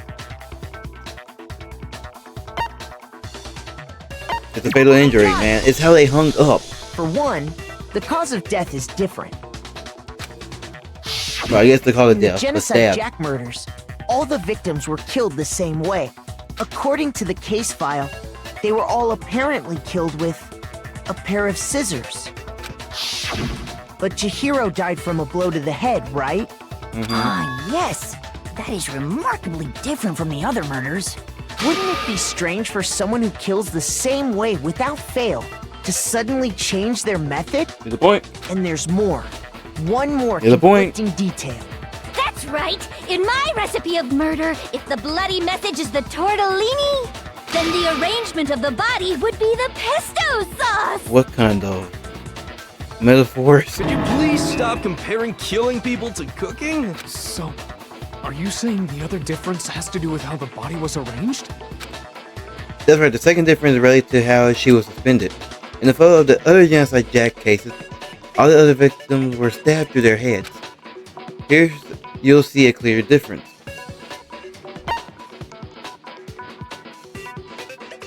I mean, suspended, right? Yeah, Do you remember what the killer used to suspend her? They used some kind of rope to hang her up by her wrists. What is your point? Well, in all the previous genocide Jack cases, something else was used to suspend them. Specifically, pairs of razor-sharp scissors. And guess what? I used my own specially designed scissors for the murders and the arrangement! Okay, so we can't copycat. Like I said, I'm a professional, so naturally I'm very picky about the tools I use. Okay. And you know what else? Big Mac said there's two differences, but he's wrong. Big Mac? Are you referring to me? Why he call me Big Mac? Big Mac. Ba ba ba ba. I'm loving it. Listen up, Big Mac. There's actually one more difference. Huh?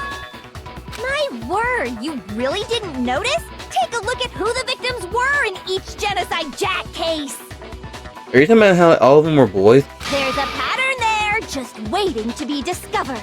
A pattern? Figure that out, and it'll be plain as death why I couldn't have possibly killed that little lolly girl. Let's see. There was a pattern surrounding the genocide Jack victims, and Chihiro didn't fit it. If you look at the names of every victim, what you'll notice is, I think I figured it out. I know why she couldn't have killed Chihiro. That's a crazy answer. I got it! Is it because Chihiro was a girl? Bingo! Bullseye! Right on the money! What are you talking about? In all the genocide Jack cases, all the victims had something in common. I reread the names. They were all guys? Yep. That's right! Yep. The people I kill with such passion and conviction are all adorable little men! Oh boy. I can't believe I said it! I'm so embarrassed! Oh goodness. The hell is wrong with you? I can't help it! I'm just a full-throttle boy-on-boy fangirl, and the mopey side of me just hates it. But now I'm on the fast track to becoming a full-fledged fan madam! Oh, what have we done? So, since Chihiro was a girl and not an adorable little man, you wouldn't kill her? Would an Italian chef suddenly start making ramen just because they're both noodles? Don't be stupid. I have too much passion and conviction to cross that line. That's the absolute reality of the one and only. We get it. You've clearly explained your hobby and your philosophy. But that's not all there is to it. It's a different matter entirely, when you're forced to kill in order to survive. Quiet, lowly cur! Dang. Lowly cur? Dang, you even got hit by the boy sweating too. I would never kill for a reason as petty as mere survival. And if by some fluke I did kill to survive, why would I bother with the message and arrangement? It'd make me the obvious suspect. No, I didn't even think. I didn't even think about that. That does make some amount of sense. You know what? Yeah. Plus, Yeah. whatever reason I have for killing, I would never leave out my prized scissors. Who would go out of their way to use a big, stupid, heavy dumbbell? Maybe you used the dumbbell because you couldn't find any scissors in the school? Any scissors? I don't just use any scissors. I only use my own set of high-class envy of the entire world scissors! Where's the scissors at? Okay, whatever. There still aren't any in the school. Are you sure about that? Oh boy. Oh boy. Of course. Of freaking course. She's fully equipped! Are we all gonna die? That's right! So I can kill anywhere, anytime. Why would I resort to dumbbells or rope when I have my trusty scissors by my side? Go ahead, tell me I'm wrong. You can't, can you? Gutter dogs, all of you. Oh, dang. Not to mention, I have no clue how to tie a good knot. So rope's totally out of the question anyway. I have no idea what's going on anymore. Could such a heinous villain really be innocent? But the body really was suspended, right? And nobody but the police knew about that. Yeah. That's why we figured it had to be the real deal and not some copycat killer or whatever. Actually, hold on. There is one person who could have copied the genocide Jack cases. I mean, the only person is where are you at, boy? Here's my answer. Since he's the one reading the case. Byakuya, it's possible you could have found out, isn't it? You'd have no problem gaining access to classified government documents or internal police records. Plus, you'd already looked through the Genocide Jack file before this all happened. Are you saying Mr. Togami did it? Then, the reason he pushed the theory of Genocide Jack being the killer so hard was because he wanted to pin the crime on her. So, he rearranged the scene to disguise it and make it look like I put my stamp on it. The adorable glasses man was behind it all?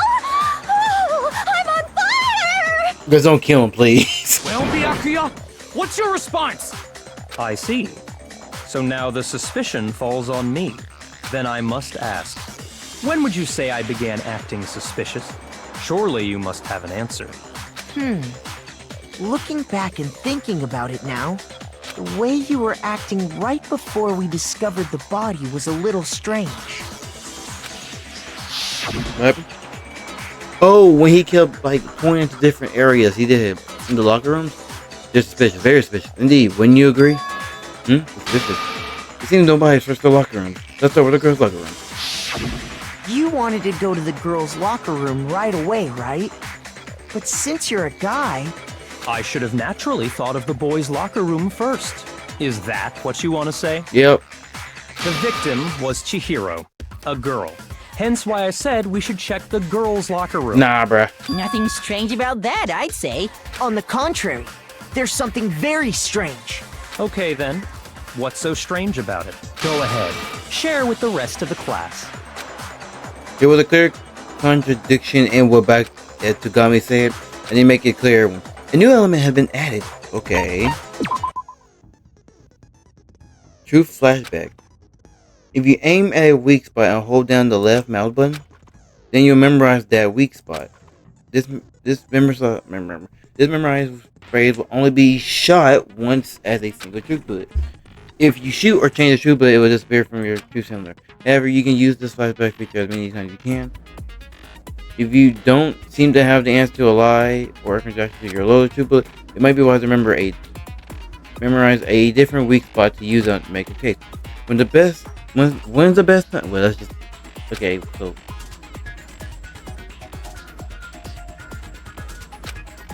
okay. Make your argument. I'm going to file 2. Hold on. Before y'all start speaking, hold on.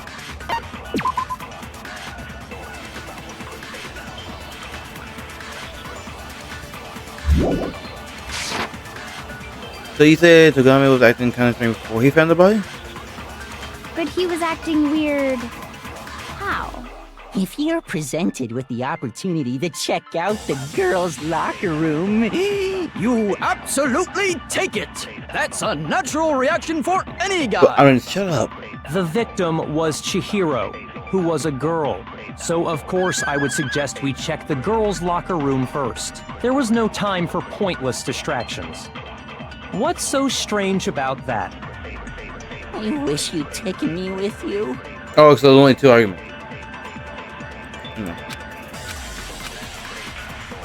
So, you said Byakuya was acting kind of weird before we found the body. The victim was Chihiro. No, that's wrong. Twice. Right. Okay. Let's go, team. I'll tell you what's so strange about that. Because up until we actually discovered the body, We couldn't have known who the victim was. So your claim that you went to the girls' locker room first because Chihiro was the victim doesn't hold up. I see. That's a good answer, I must admit. Interesting. Very interesting indeed. Okay. But your reasoning is still too weak. You know, I thought I slapped them dang glasses off your face who for some reason it's too weak. Huh? What's wrong? Is that it? Surely you've got more than that. Go ahead. Show us. What's with Togami's attitude? It's like he doesn't even care. I got him cornered, but he's still acting like it has nothing to do with him. What's the matter? You're not finished already, are you? There must be more to it. There is. I think. There is more to it. Think about it.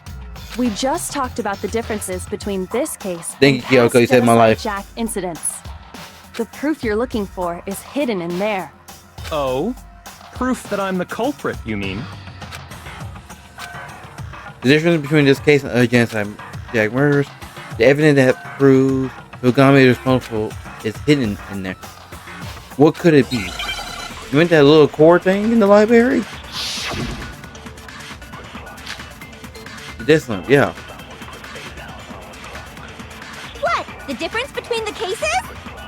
You want me to explain it again? When I want to kill, I use my very own special scissors. And I use those same scissors to arrange the body. But Chihiro was suspended with... It was some kind of rope. Was it not? Yeah. That's right! It absolutely was! Then there must be something very fishy indeed about that rope. Hey, Byakuya, where'd you get it from, huh? I'd never seen that rope before in my life. Get the... Obviously, somebody else must have had it hidden away somewhere. Oh my god. Is there a way I can speed this up? Because there's no way. Life. Dude, thank you! No, it's wrong! Fix it! Break it! Actually, I'm pretty sure you have seen it before. Because, you see, that rope, or should I say, that extension cord? What? An extension cord? Byakuya, you've used the extension cord in the library more than once, haven't you? And the same extension cord that was in the library went missing after the murder. And there's no way someone who uses that extension cord as much as you do wouldn't discover that fact. And Byakuya must be the one who took the extension cord. I can't imagine any other possibility. That's really what you think? Then your conclusion is something like this? I killed Chihiro in the girls' locker room, then hung her up and wrote that bloody message. I intentionally made it look like Genocide Jack was behind it. Is that about right? Yeah. He's doing it again. He's totally calm, totally unconcerned, as if he's not even involved. Wait, not even involved. What's wrong? I asked you if you think that's what happened. Hell yes, that's what happened. So that's it, right? Byakuya's the killer. No. Disagree with not disagreeing. He kept calling this a game, right?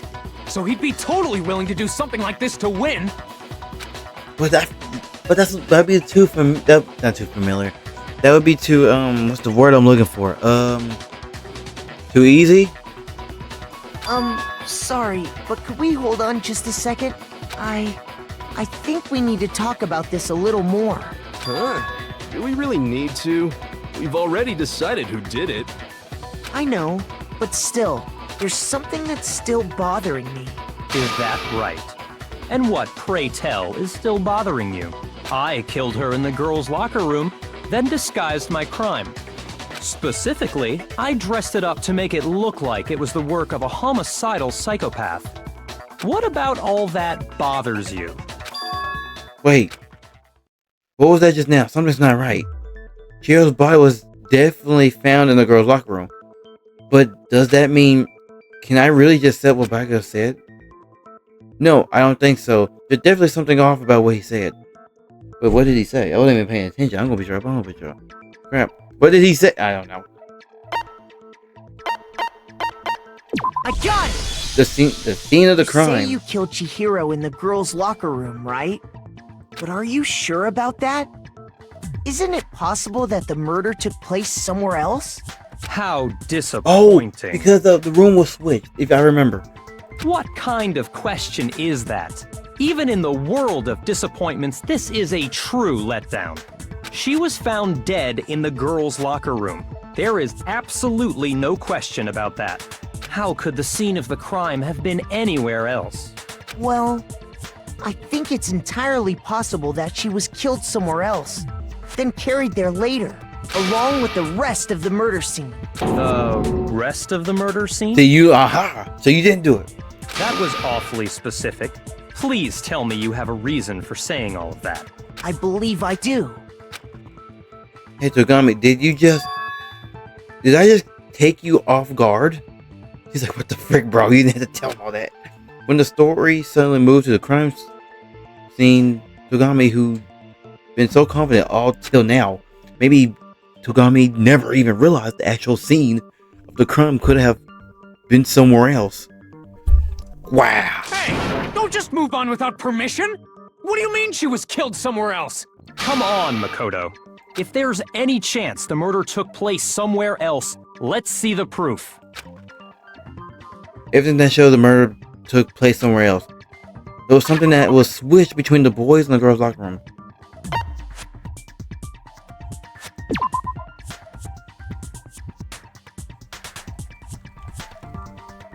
Okay, so that's not it.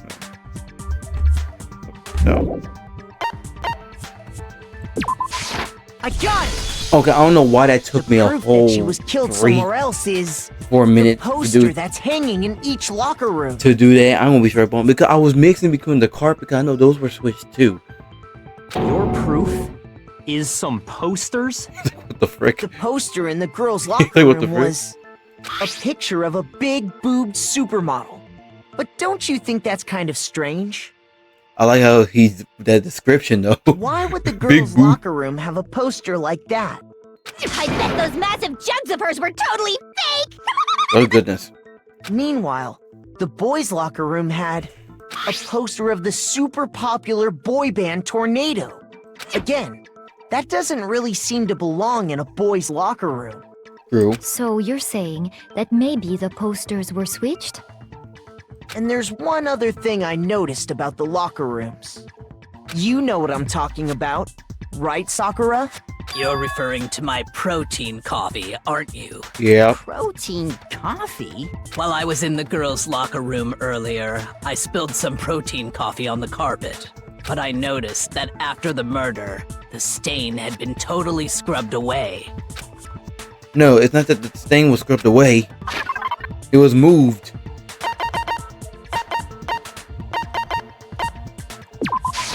I got it! There we go. The stain on the girls' locker room carpet wasn't scrubbed away. In fact, I found it on the boys' locker room carpet. That's definitely the stain from my protein coffee. Then, does that mean that the carpets were switched too? Everything was switched. But why would anyone do that? To move the murder scene from one locker room to the other. It's certainly plausible, don't you think? What? In other words, in order to completely swap the scene of the crime, the bloodstained poster and carpet were moved along with the dead body. By doing this, the killer was able to change the entire room where the murder took place. I can certainly follow your reasoning, but why would the culprit bother doing that? Huh? Why would they go through all that trouble of switching the scene of the crime? Actually, an even bigger question. If the murder did take place in the boys' locker room, then how did Chihiro get in the boys' locker room in the first place? To get into the locker rooms, you have to swipe your e-handbook across the card reader device. She has a point. But Chihiro's handbook should have only allowed her access to the girls' locker room. She had no way to get into the boys' locker room to begin with. I have a...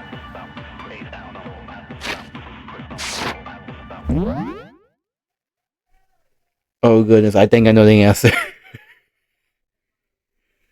I think I connected two pieces together and I think I know the answer already.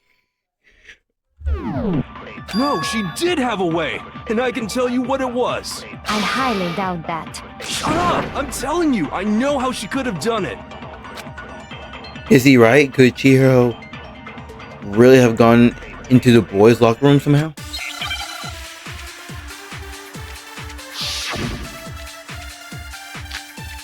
Broken e-handbook.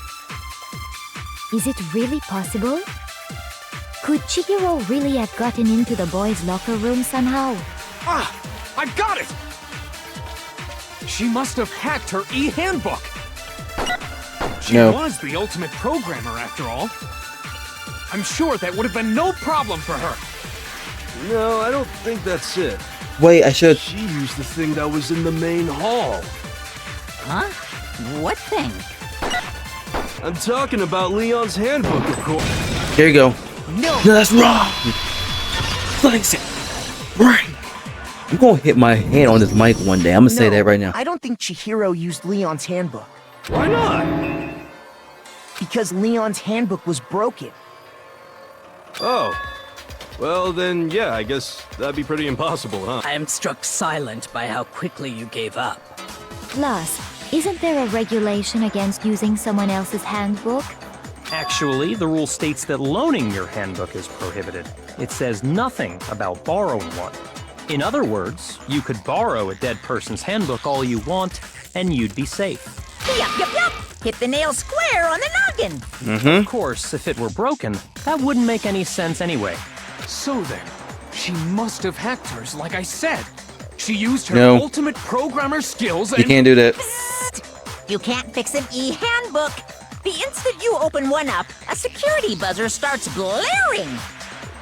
So, if she didn't use Leon's handbook, and she didn't modify her own handbook... Maybe Mr. Naegi's initial assumption is just wrong? I will slap you. It seems like there's no way she could have got into the boys' locker room. So I guess so. Okay then, I vote for Byakuya. No, I know what the way is, but I'm hoping they reveal it first before I actually say it. Is that it then? Chihiro was killed in the girls' locker room and Tsugami's the one who did it, really? But still, I don't know what else I can do. Hold on a second. I agree with you, though. I think you're on the right track. What the? You finally decide to open your mouth and that's what you've got to say? There's no way she could get in the boys' locker room, right? So... Why are you so sure she couldn't get in? There's still one other way she could have gained access. What? What are you talking about? What other way is there? Well, to explain that, why don't we take a little break from the trial? I'd like you all to come see something. Wait. Just what do you think you're doing? He said, yo, he gonna continue the dang trial, bro. Don't worry. This'll make the whole trial more exciting. I'm sure that thought must please you. Huh? It'll make things more exciting? Well, all right then. I declare an official class trial recess. Okay. For real? Now then, what is it you want to show us? It better not be boring or I'll be very unhappy. Oh, I have no doubt it'll meet your lofty expectations. So, shall we go? So before I even knew what was happening, the class trial had been put on hold. We headed off with Kyoko in the lead. Where she took us was... okay, the girls' locker room. The girls' locker room? We've already searched this place top to bottom! What are you trying to pull, Missy? I'd like you to examine the victim's body one more time. You want to check it again? Be sure to examine the entire body very carefully. Take your time. Examine her carefully? No, you're the last person. No, using our no, hands? no, go. No way! Okay, I was about to say, I thought he was going to agree with that. Probably best if I don't run my hands all over a girl's dead body. It's not that I'm creeped out or anything, it's just... based on religious grounds, you know? Very well. I'll do it. But you're a girl. You shouldn't have to touch a dead body. Just let one of the boys do it. No, it's okay. I think Chihiro would rather have a girl examine her. No, I think she would rather have a boy examine her. So just leave this to me. Sakura. What is this? Some kind of secret girl-on-girl action? Is that what you two are about? Shut up, no, shut up. That's not Shut it at all. Stop screwing Examine the around. body so I know what it is. Okay. I'm excited because Here I think I already know what the answer is. I'm sorry, Chihiro. Please excuse the intrusion. Putting her hands together in a brief prayer, Sakura then begun to quietly examine her body. Be sure to check her entire body, and I believe we will solve this particular mystery. Her entire body? I know you say that, but... What? This is... What? What is this? What? What is it? Not possible. It's not possible. What? Sakura's eyes were staring while Ichiro's life was formed. Her massive frame trembled. This girl is what? Is a boy. I know. I freaking know. Ah, I see. So she was actually I knew. a he. I knew it. Interesting. I freaking knew it. Thank you I for was like, I don't confirming want to this fact. say it before they actually say it. I freaking knew it. I was like, I was like, I freaking knew it. You didn't touch the dude. What? You're joking, right? I wouldn't joke about this. Then it's really true? Yep. Hero was a guy?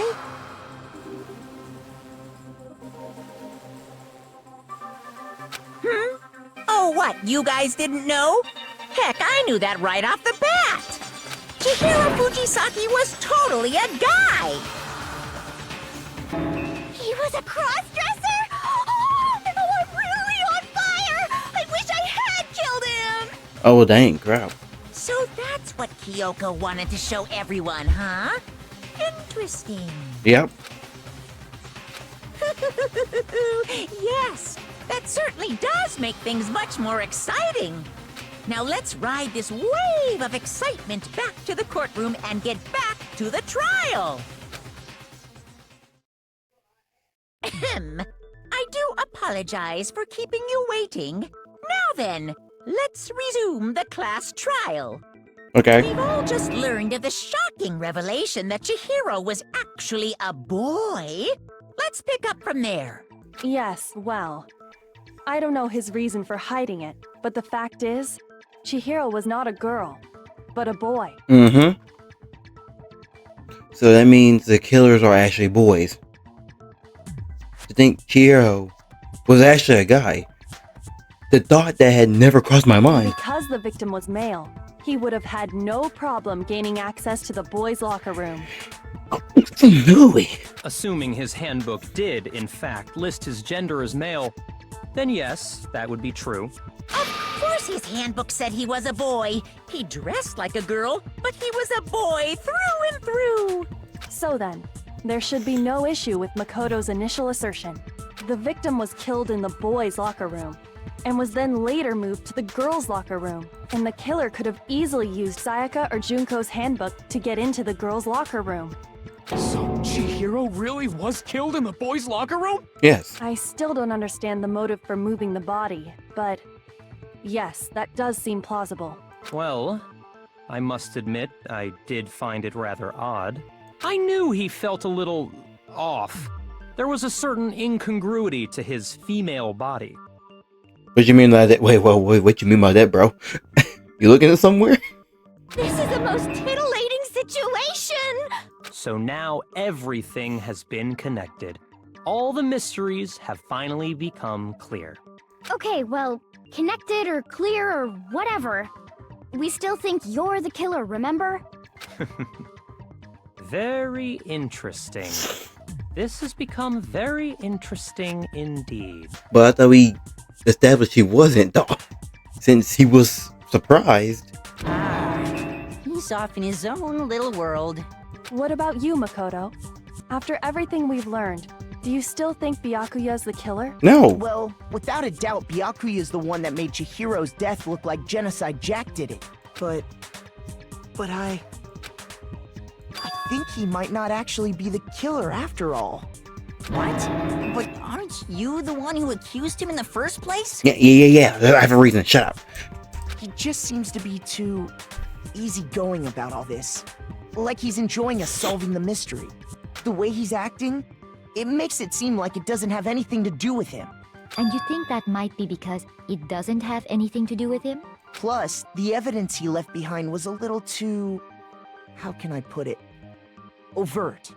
He consciously chose to use the extension cord, knowing it could connect him to the murder. At least, that's how I see it. Mm-hmm. And Byakuya, when you found out the murder took place in the boys' locker room, it seemed to rattle you. And then again, when you found out Chihiro was actually a guy, if you really were the killer, that stuff wouldn't have had any effect on you. So that's your thinking, huh?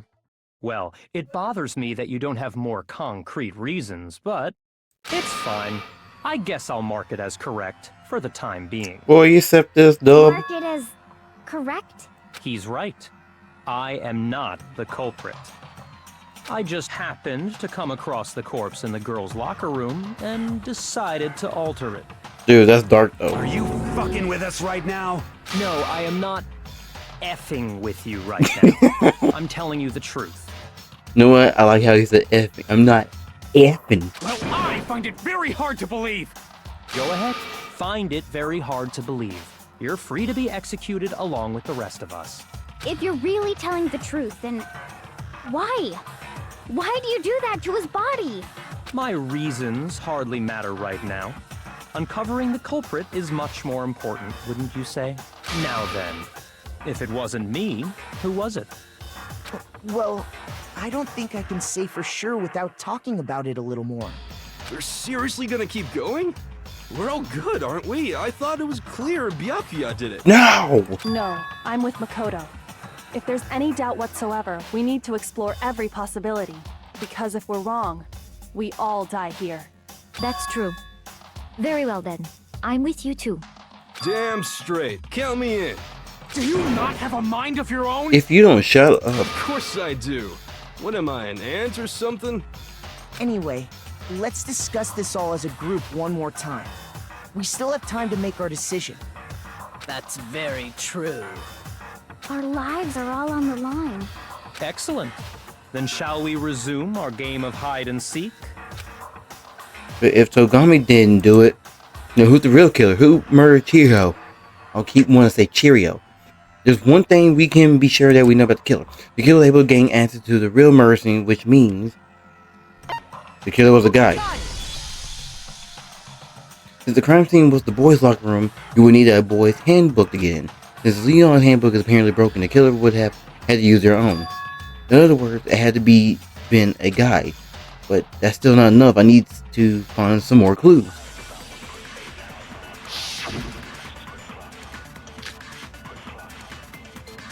Wait. Sorry. I know Celeste account. Celeste account. I don't know. On the night of the murder, right before nighttime, Chihiro was spotted leaving the warehouse. It seems she was stuffing some blue exercise clothes into a duffel bag. Okay.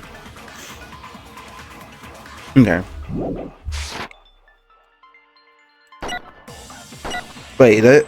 Oh, no. Shoot! My bad. I get... Okay, I'm sorry. Is there a single clue that might lead us to who did it? Well, clues are one thing, but did nobody get a look at the killer? But no. I'm sure if someone saw the killer, they would have said something by now. Yeah. Perhaps someone saw the victim at some point. Even that might be enough for now. Yeah. All we need right now is any kind of new info. Okay, I'm just shooting stuff at this point. It's over. It's all over. It's not over. You want to know who saw the victim? The killer. And only the killer. Nope. No, that's wrong. Break. Okay. I believe someone else did see the victim before he was murdered. What do you think, Celeste? Now that you mention it, yes, I did see him. Huh? Really? Oh, but I suppose only Makoto knows about this. Makoto. The rest of you had Makoto? no idea, did you? Makoto. That is why you're all making such ugly noises. Dang.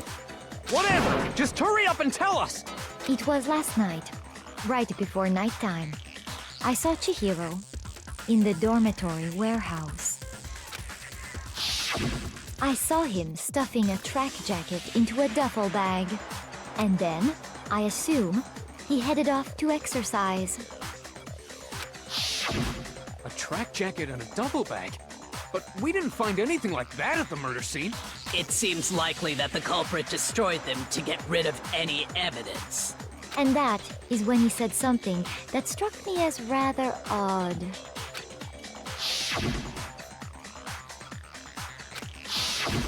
Chihiro told me he was in a hurry. Yeah. But why would he be in a hurry? Only if someone were waiting for him, I should think. Yeah. So, Mr. Fujisaki was on his way to meet with someone, and then they were going to work out together? But Hina and I had invited him to exercise with us plenty of times, and he always declined. Well, y'all woman, what y'all expect? Probably because he was afraid you'd find out the secret he was hiding, right? Yeah. Which means that conversely, he must have trusted whoever he was meeting with very much. Enough so that he was willing to risk his secret being revealed. What a marvelous friendship! The point is, whoever he met up with is the culprit, right? So we just gotta figure out who it was.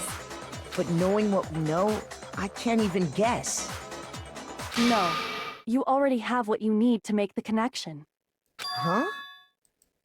I do? You know who the killer is. Seriously? Who is it? Who's the killer? Think back to the track jacket and duffel bag the killer disposed of. Focus on the details of these items, and it should become obvious who was waiting for him. Are you sure about that? You really think we can figure out who did it based on 2 pieces of evidence that we don't have? What? You want to track down some fingerprints or something? I don't see you doing anything, Chubby Nick. Even if we had the equipment for that, we wouldn't know how to use it. As was noted, the evidence is already gone. There's nothing to get fingerprints from. Maybe, but we can make certain inferences if we just take the time to talk it out. Easy for you to say, but fine. Celeste, did you notice anything special about the bag or jacket? The bag was just a normal duffel bag from the warehouse. All the bags in there are the same, so I can't imagine what would make that one special. Well, if I remember right, there was a decent variety of tracksuits to choose from. Do you think there might be some connection between the culprit and Chihiro's jacket? Perhaps. Let's explore that and talk a bit more about the jacket he took. Does Chihiro's drag jacket really hold some clues about the killer? Some are really hard to believe.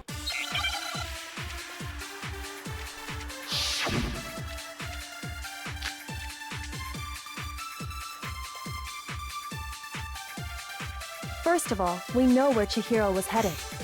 He was on his way to go exercise. So next we have to ask, why did he choose the specific tracksuit that he did? What do you mean, the specific tracksuit? I got it! He picked that tracksuit because it matched the one the culprit was wearing.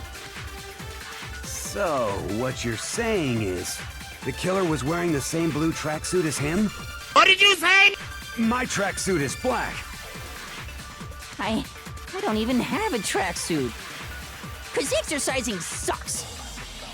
Oh my gosh. You personally. I got it from the warehouse, if you must know. Oh my god. Really help us. No.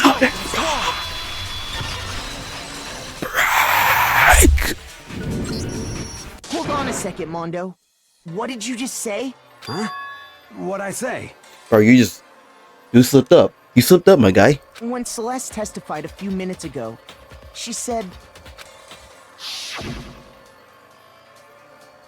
She didn't say nothing about the color. You didn't say about the color. She Yeah. never said anything about the jacket's color. So why did you say Chihiro's blue tracksuit? What are you? You just. Nah, fam, nah. Celeste, what color was Chihiro's tracksuit? As a matter of fact, it was blue. And before we began the trial, did you tell anyone that? The only one I told about any of this was you. Then, Mondo, how did you know what color Chihiro's tracksuit was? Because I just. Nah, bro. The bagel boy. We done got you, bagel boy. I'm sure he saw the clothes at some point in the investigation. Don't start your shop. No, that can't be it. The bag and clothes were surely disposed of by the time we began our investigation. Then the only reason he could have known what color the tracksuit was is if he saw Cherry with it before he died! That's the only possibility!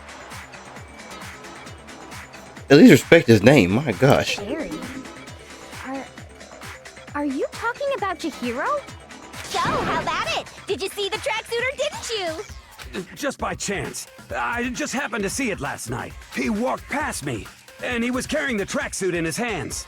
No, that can't be it either. According to Celeste's testimony. Hurry, it almost like she was trying to hide it. Just like that, she was gone. When Celeste noticed it, Chihiro made a point of making sure the jacket was completely in the bag. If you just ran into him briefly, you couldn't possibly have seen what color the tracksuit was. Yeah. It would appear you dug your own grave. You sure did. Perhaps. But you handed him the shovel, didn't you? That's why you said what you did. Focus on the tracksuit and it'll be obvious who he met with? What a bunch of nonsense. Ah, now I understand. It was all one big bluff, wasn't it? Your true intention was to draw a slip of the tongue from the culprit. That's why you said you knew who did it, to put them on edge. That's right. However, Mondo was my target all along. I had my suspicions about him from the very beginning. And to be honest, that should have been more obvious. But why? What made you so suspicious? But for one, he's the strongest guy here. That's a good question. Because I hate him is a crazy thing. The way he acted? There was a certain turning point that tipped me off. Maybe you didn't notice it, Mondo, but you tend to refer to men and women differently. You only call guys dude. For girls, it's chick. And after he was killed, you happened to refer to him as dude. Once I picked up on that, it occurred to me that Mondo knew something we didn't. You noticed such a tiny detail? I ain't gonna lie, I didn't notice that either. Are you a witch? She's a witch! You're positively frightful! No, I'm not the frightful one. Not nearly as frightful as someone capable of murdering a friend. Mondo, was it really you? Did you really kill Chihiro? It was Bagel Boy. I didn't kill anyone! You've been all over me, judging everything I say, putting words in my It was mouth. Bagel Boy. It was Bagel Boy. What gives you the right to treat me like a goddamn criminal? Because you're a bagel. Yeah, he would But not bagel, bugle. This is a false I've been saying bagel the accusation. whole time, bro. It's true. My reasoning on that is pretty shaky. That was fast. Well, this does present us with a problem. It seems we are all out of leads. My time has nearly come. Actually, I ain't gonna lie, that was kind of impressive from him. That's what my little ghost friend is telling me. Oh yeah, that reminds me. Hifumi, weren't you telling me you'd found some evidence? Really? What kind of evidence? If he pulls out something so random, I'm gonna be so done. Actually, you know, now that I'm thinking about it here calmly, it might not be all that relevant. I'm scared to know what it is.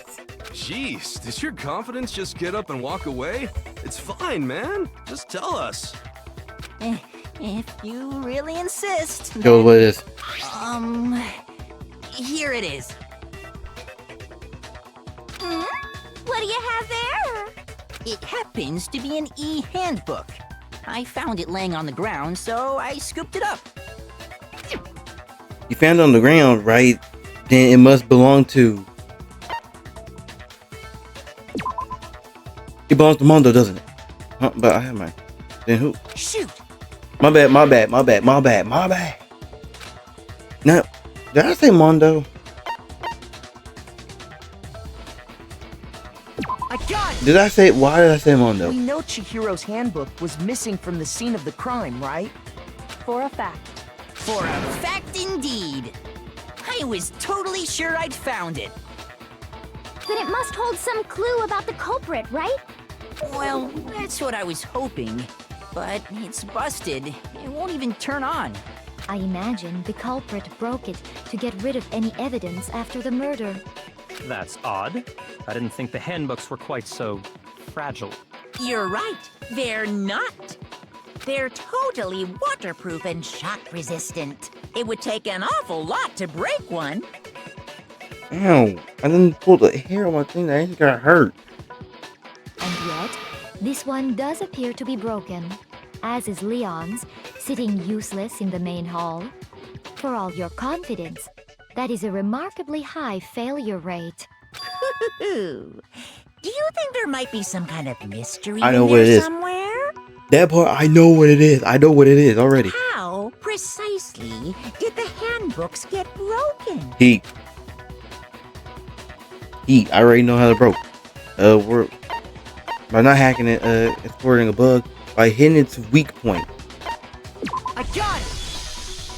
You already told us before that the handbook has one weak point, didn't you? You remember that? Yep. Sure, maybe I let that slip. But I never told anyone what the weak point actually was. But if the handbook is supposed to never break, and Heat. 2 of them broke in quick succession, Then we can only assume that someone's figured out its weakness. You know what the weakness is, right, Monokuma? So, what is it? You're asking me? I think it's a necessary piece of information if you want this to be a fair trial. But if I tell you, and someone else decides to copy it, that would be very not good. Just tell us already. Why would we want to break our own handbooks? Oh well, I have a weakness for pushy demands. But you're sure you won't follow their example? Girl, you don't just tell Then us. allow me to make a special announcement. The weak point of my cutting-edge e-handbook is...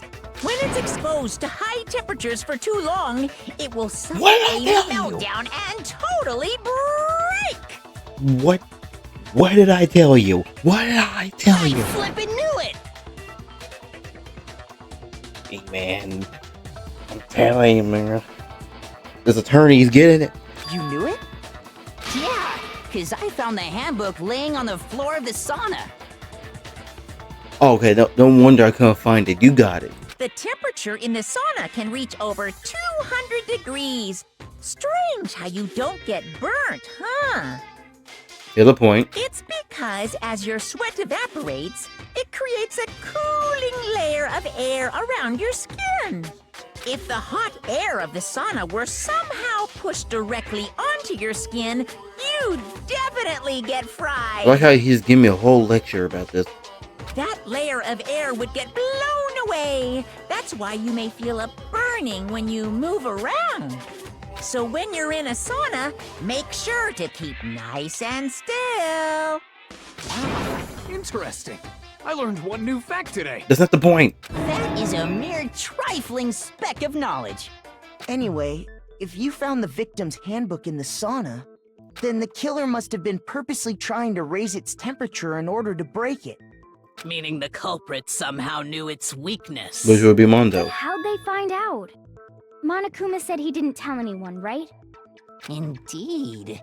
Quite the mystery. Because the only two people in the sauna was Mondo and Taka. What if they found out by accident? What do you mean by accident? What if the killer took their own handbook into the sauna, not knowing its weakness, and it broke?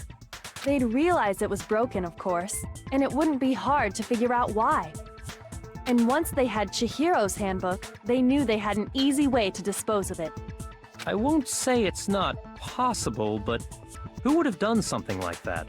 Mondo. I don't know of anyone who took their handbook into the sauna. Mondo. I might know someone who did. Whoa, seriously? I think the one who may have taken their handbook into the sauna was... Did he even know? Who might have brought their handbook into the sauna? It had to be the one who wore all their clothes into the sauna. It was Mondo. Where are you, boy?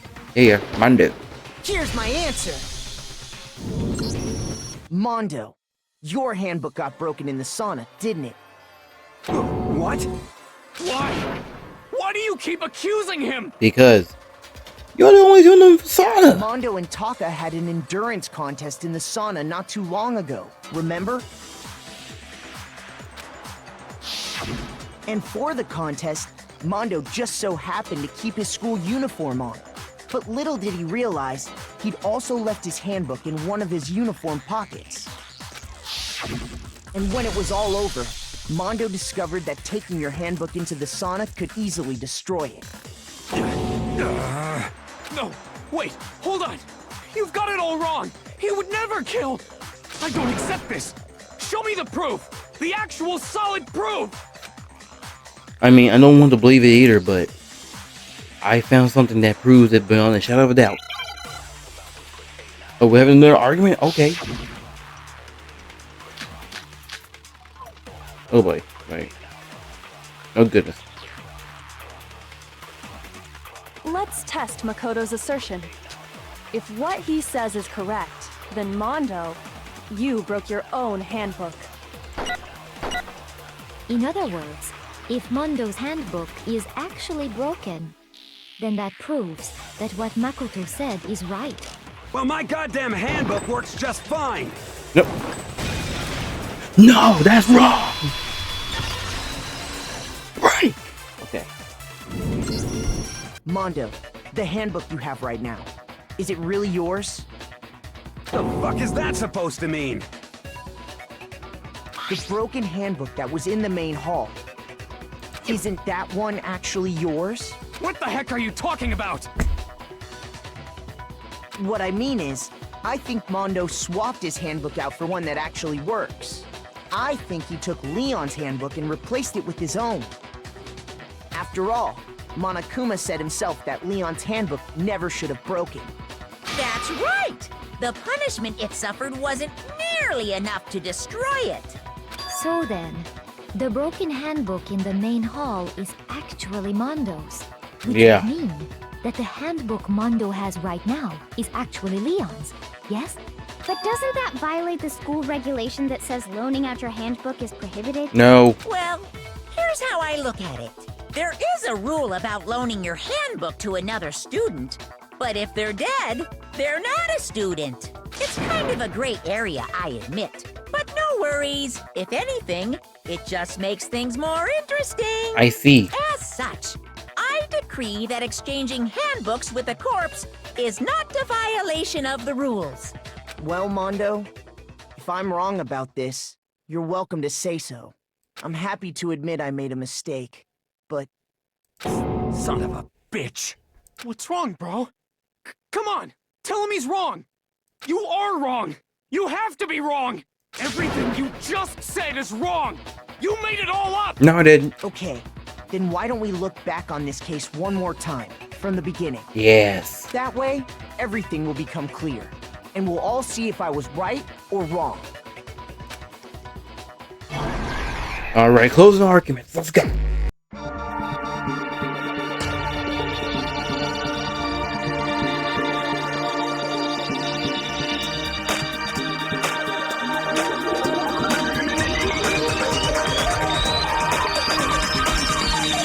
Danganronpa.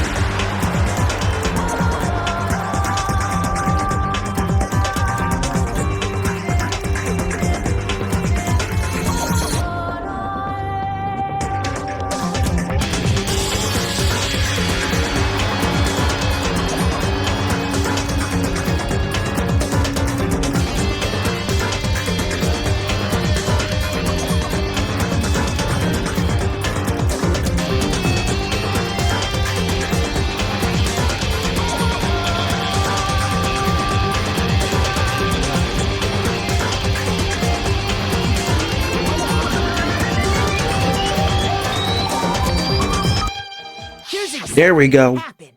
First, let's take a look back to before the incident. Last night, Celeste saw Chihiro in the warehouse, correct? At the time, she was apparently stuffing something into a duffel bag. That something was a blue tracksuit. You can confirm this, right, Celeste?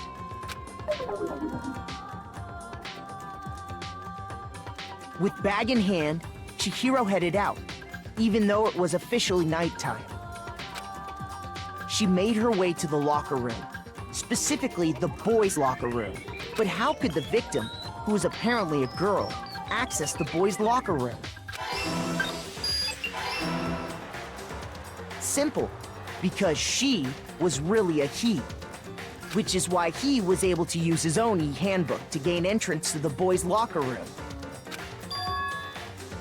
Once inside, he met with someone there, and the person he met was the one who killed him. It seems likely that the killer grabbed the nearby dumbbell, approached the unsuspecting Chihiro, and attacked him. And that's where the bloodstains on the poster and carpeting in the boys'... I didn't mean to do that, my bad. My bad. It was likely in the heat of the moment. The body was arranged, but the murder itself felt unplanned. Which is why the killer hurried to try and hide the act. First, pulling up the bloodstained carpet, then removing the bloody poster, and finally carrying the corpse into the girls' locker room. A girl's handbook was necessary to get into the locker room, of course, but this alone doesn't prove that the killer was necessarily a girl. After all, Sayaka and Junko's handbooks had been placed in the main hall. Using one of those, a boy could get into the girls' locker room without much problem. And that's exactly how the killer did it. With the carpet and the poster they brought with them, they got to work. Okay. They changed the layout of the boys' and girls' locker room in what you might call a crime scene switch. Uh-huh. That could have been the end of things, but no. Byakuya discovered the body and decided to intervene in the situation, making things even more complicated. So, after stumbling on the crime scene, he went and grabbed the extension cord from the library, and then he got to work. He used the cord to string up Chihiro's lifeless body.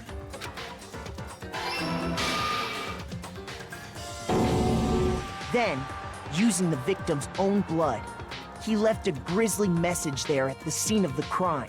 He wanted to create the illusion that Genocide Jack was responsible for the slaughter. And around the same time that Byakuya was putting together this facade, the killer, having already disposed of Chihiro's bag and other belongings, arrived at the sauna. There, they planned to destroy the last piece of evidence, Chihiro's handbook. And just as the killer expected, the steamy sauna was enough to ruin the electronic gadget. Somehow, the killer knew that the handbook couldn't stand up to the heat of the sauna. And the reason they knew that is because the sauna had already wrecked their own handbook. And that's how it all played out. Yes.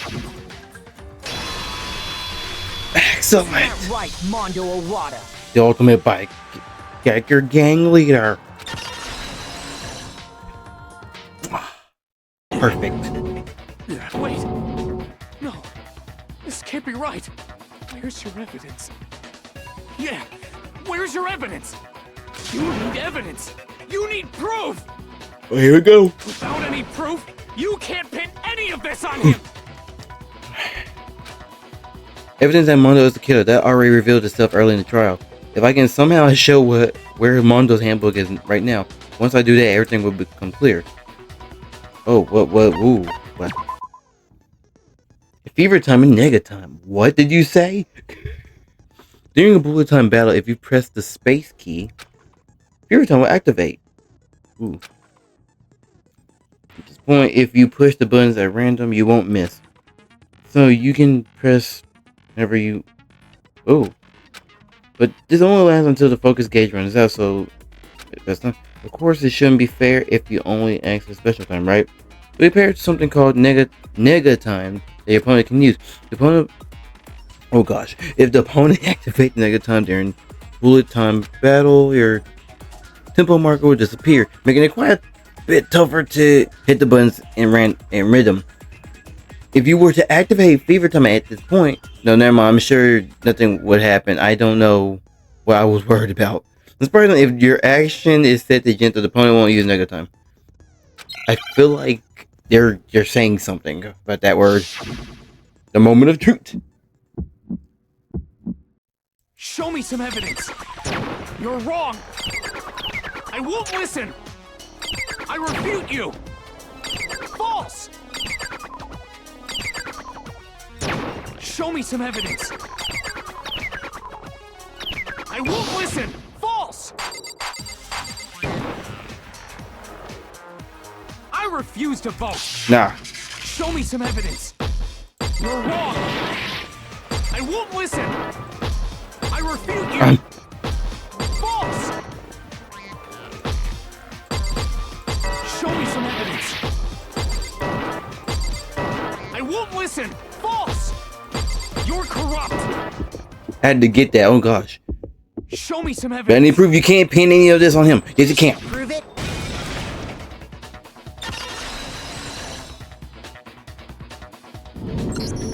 If my thinking so far is right, Mondo must have replaced his broken handbook with Leon's. In which case, we can just check each of our handbooks right now. Yep. Once we do that, we'll... We don't gotta do that. Huh? Yeah. I did it. I killed him.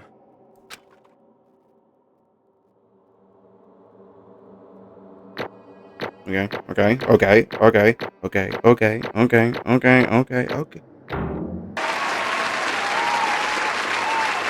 No, thank you. I'll be here. No, probably not. Oh, man. I'm sorry. Hey, thank you. Bro, what are you saying? I got no choice, man. After hearing all that, I gotta just give up. Go ahead, Monokuma. Get it over with. Ask for the goddamn verdict. Roger that. Wait! Hold on!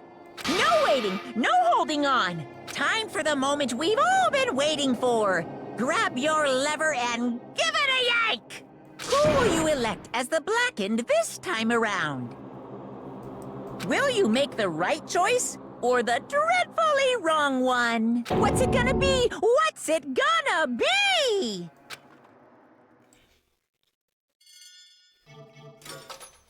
Mondo, you are guilty.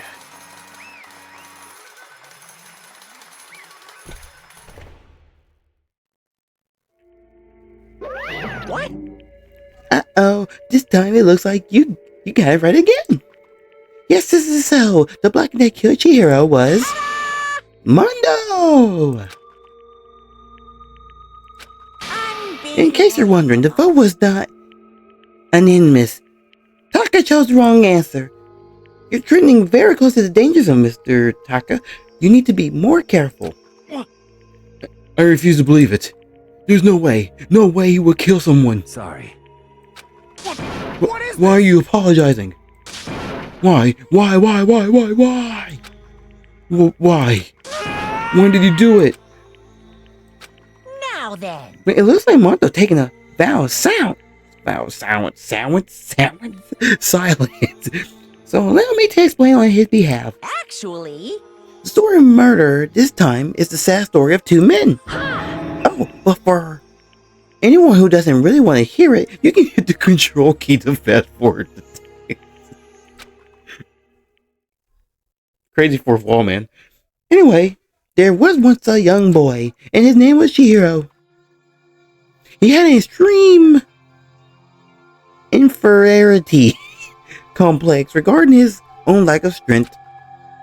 You're so weak, even though you're a boy. There's nothing wrong with that, let's be honest. There's nothing really wrong with that, but okay. He'd heard things like that as long as he could remember, and he couldn't overcome his weakness. On the contrary, he tried to hide and bury himself further and further into that weakness, to take on the fragile form of a young girl. He has chosen that as his way out. Now nobody will know. Now nobody will be able to say anything about even though you're a boy. But no matter how tightly he wrapped himself up in that shell, the complex had already taken root deep inside of him, and it was not so easy weeded out. As it turned out, the shell was completely empty. The complex didn't disappear. Instead, it grew stronger and stronger. I'm weak. Weak.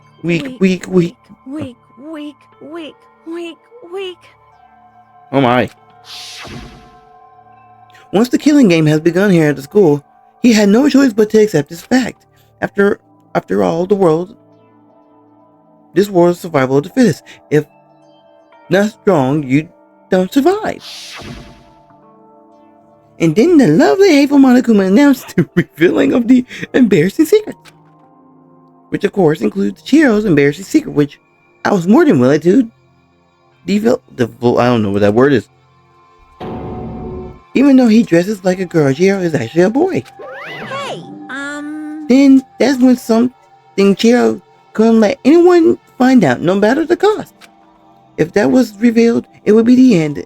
The hardened shield would crack and the armor would fall away. But I doubt those around him would torture him more than ever before. Everyone figured being thrust into such a dilemma must have sent him spiraling into despair. And yet, I'm sorry. I don't really want to talk about it right now. But I also don't want to leave the things the way they are, so maybe I can talk about it later. After I try my best to become strong, then I can tell everyone. And only he used the dread of discovery to motivate himself to becoming stronger. that's right. Now's my chance. I want to change. I'm going to get stronger, and accept who I am. Strong enough so that when someone says, even though you're a boy, I'll be okay, I'll get better. With that thought at the front of his mind, he resolved to take immediate action. And so, that day he made the commitment to begin exercising. He was prepared to retrain his mind and body. But sadly, that would be the first and only chance he would get at it. Hey, When he decided to start exercising, he thought it would be good to ask for someone's help. But when he wanted to tell that person his secret first, and then ask them to help from there, and that person he went to... Yeah, that's right. It was me. Yep, sure it was. The biker gang fella had been painfully clear about how important his manly promises were. But Chihiro probably figured out that even if he confided in Mondo, his honor would make him keep the secret. Plus, Mr. Macho Mondo was the very symbol of a strong man that Chihiro had always aspired to. Maybe talking to Mondo about it will help me give me some courage. So he went and asked Mondo to help. Him become strong. That was his aspiration. And he thought that only with Mondo's support would he ever be able to come close to it. Correct. So then, that must be why Mondo did what he did to keep the promise he made to Chihiro. Huh? Did what he did? You mean that's why Mondo carried Chihiro from the boys' locker room into the girls' locker room? Indeed. Yes, exactly what I mean. Wasn't that to cover up what he done? Certainly. That would have been part of it, but I don't think it was the main reason. The real problem was to keep the promise between men he made to Chihiro. But how does moving the body keep his a secret? It's not that hard. Okay, it's not that hard, okay? Because if everyone knew he'd been killed in the boys' locker room, then everyone would have been arguing about how she got into the boys' locker room, right? Once that started up, at least a few of us would have immediately begun to suspect his identity. So he tried to protect Chihiro's secret by putting him in the girls' locker room and stealing his handbook. See? Then Mondo did all that to keep the promise he made to Chihiro, who he also killed? Well, would he do that? The more I hear you talk, the more I don't understand. I mean, you guys trusted each other, right? So why did you? Because no matter what, I didn't want anyone to know. I knew it. So that's what triggered it after all. The possibility of having your embarrassing moment of secrets exposed. What is this? That's impossible. Nothing could have been that bad. Something he didn't want anyone to know, even if it was meant to kill someone? It's impossible. Don't make me repeat. How many times must I repeat myself? To judge others by your own standard is the height of folly. Even if you can't comprehend it, it obviously can. That's all there is to it. Well, while you're on the subject, why don't you tell me? Why don't I tell you? That embarrassing moment, that secret he didn't want anyone to know. Hey, You know what Mondo did? He killed his own brother. Whoa, well done. Mondo, the ultimate biker gang leader, makes all the hoodlums and riffraff across the country tremble. But the only reason he had the chance to join the gang in the first place was because of a certain someone. Mondo's older brother's name was Daya Owada. Mondo had nothing but respect for him. It was because of Daya. Am I saying that right? But anyway, that Mondo ever got on a motorcycle. Mondo's brother was his only family growing up. It was the only one Mondo could trust or respect. He wanted to measure up to his He wanted to measure up to his big brother, so he imitated him in everything he did. Mondo was the empathy of the starry-eyed kid brother. Meanwhile, the cosmetic older brother had put together a local motorcycle gang, and before anyone knew it, it had grown into the biggest biker gang in the country. They had the older brother number 1 in the gang, and number 2, his younger brother Mondo. In the beginning, everything was peaches and gravy, but when Mondo started to think about how he would have to take over the gang from his brother someday, his brother's greatness, his reputation began to gnaw on Mondo's very soul. The kid's gonna take over for Daya, huh? Daya created this group with his bare hands. Mondo's just along for the ride. Can someone like that really be our leader? All they will do is make the gang look bad. Almost every day, Mondo heard the gossip and whispers of the other members of the gang, which is why I gotta get stronger than Daya. Just one time, no matter what, I gotta win. Don't fuck with me. I don't care what it takes. I gotta come out on top. On the night of his amazing brother's retirement ceremony, Mondo challenged him to a street race. But during the race, tragedy struck. The kid brother pushed and with reckless abandon, eager for victory, and dashed into oncoming traffic. But suddenly,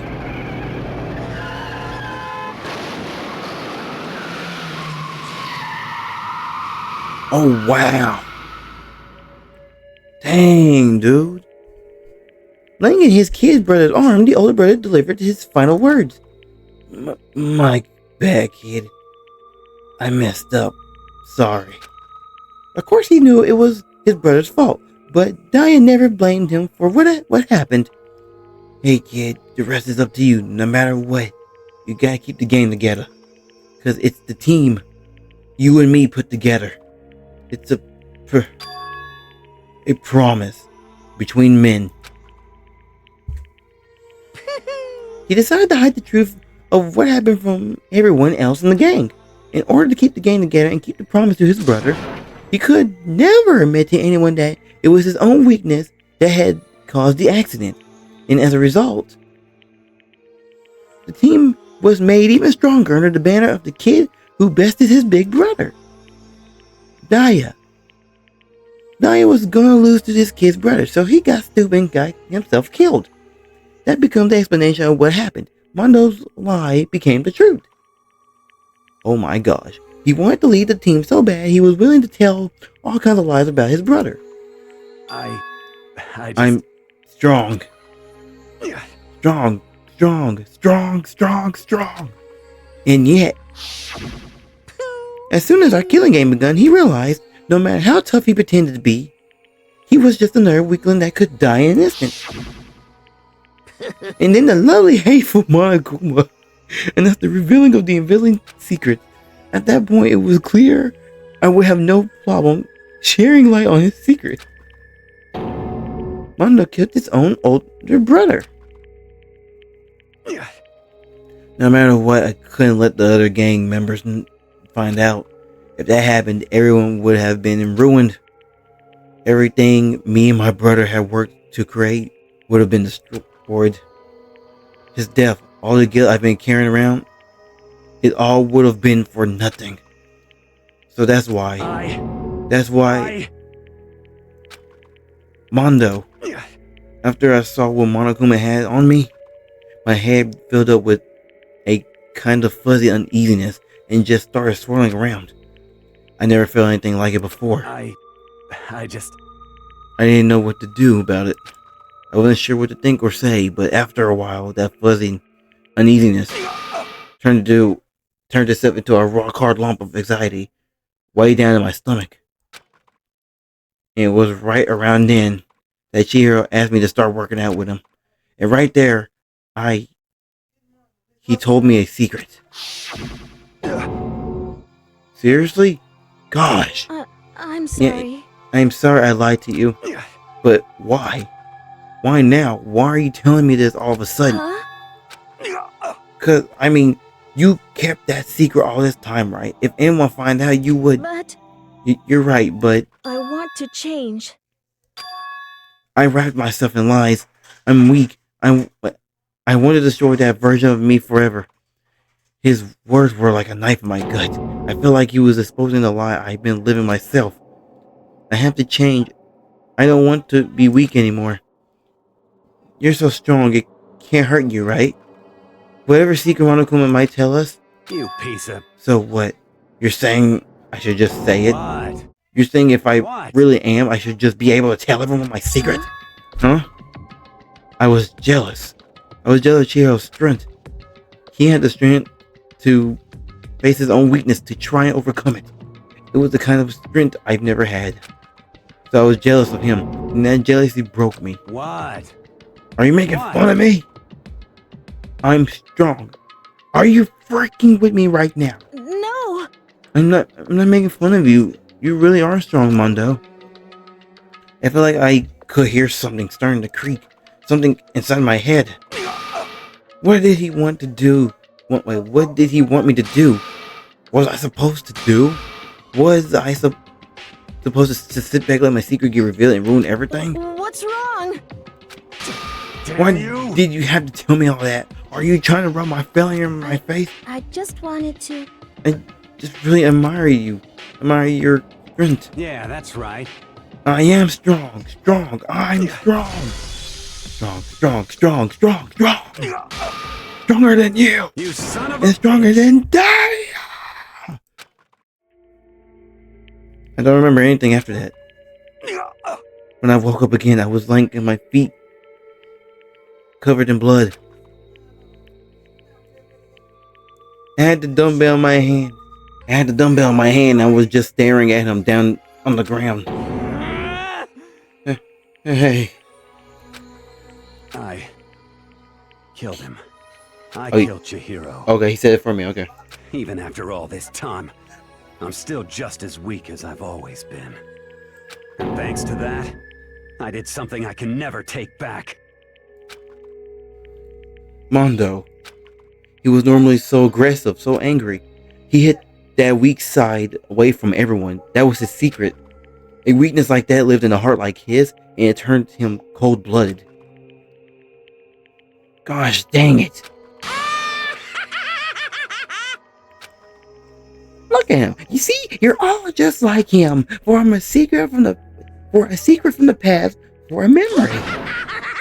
For that, he killed another living human in cold blood. He could have cut free of his regrets from the outside world. He doesn't know what true strength is. Do you see hope anywhere in there? Cause I sure don't. You B. Just shut up, you son of a gun. Go ahead and say that again. I dare you. Yep. Okay, I'll say as many times as I want. Is what I want to say, but unfortunately, I cannot do that right now because the time for punishing is fast approaching. Punishing? It can't be. You mean execution? Well now. That's what I promised you, right? The black that deserves peace will be punished. Ridiculous. Hold on. Now then, I've prepared a very special punishment. For Mondo, the ultimate biker gang leader. No, wait. Let's give it everything we've got. It's punishment time. Yeah. I should not be cheering for that. I said wait. Sorry, man. I couldn't keep the promise we made. From one man to another. Oh.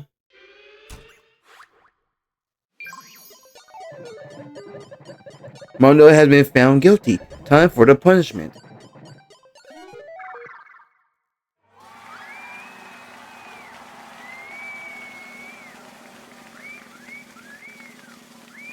Okay.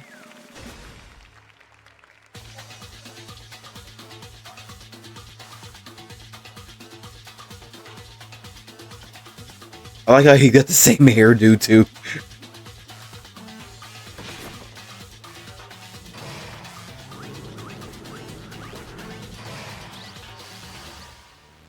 The case of death. But I keep saying death.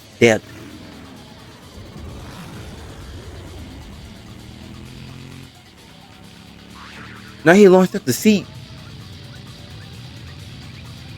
Whoa.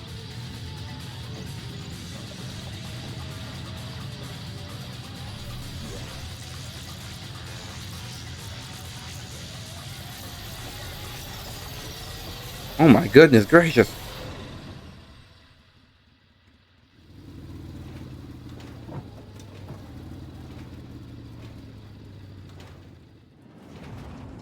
Where did he go? Where did he go? What happened?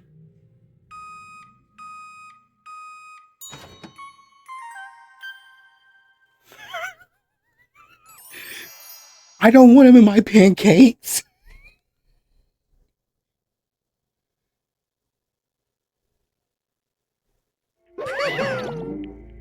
Let the death in your soul forever be at peace. It can't be.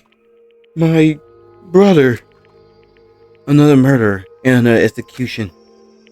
I want to feel again. Everyone's lives are taken so lightly here. I feel like I might be going mad. Maybe I'll just let it happen. I'm telling you, these actors are getting their money's worth for this game. My gosh.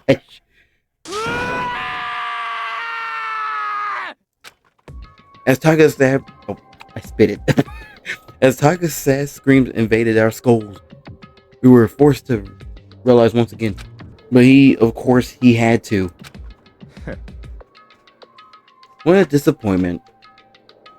This is the end of the game? Togami. What is this? You're completely insane. You know that a game? One of our friends is dead. Do you realize that? Naturally. Of course I do. Because this game is life or death. Hey. I don't have anything to say to you. I don't have a response except that However, I just don't understand why. Why did you go?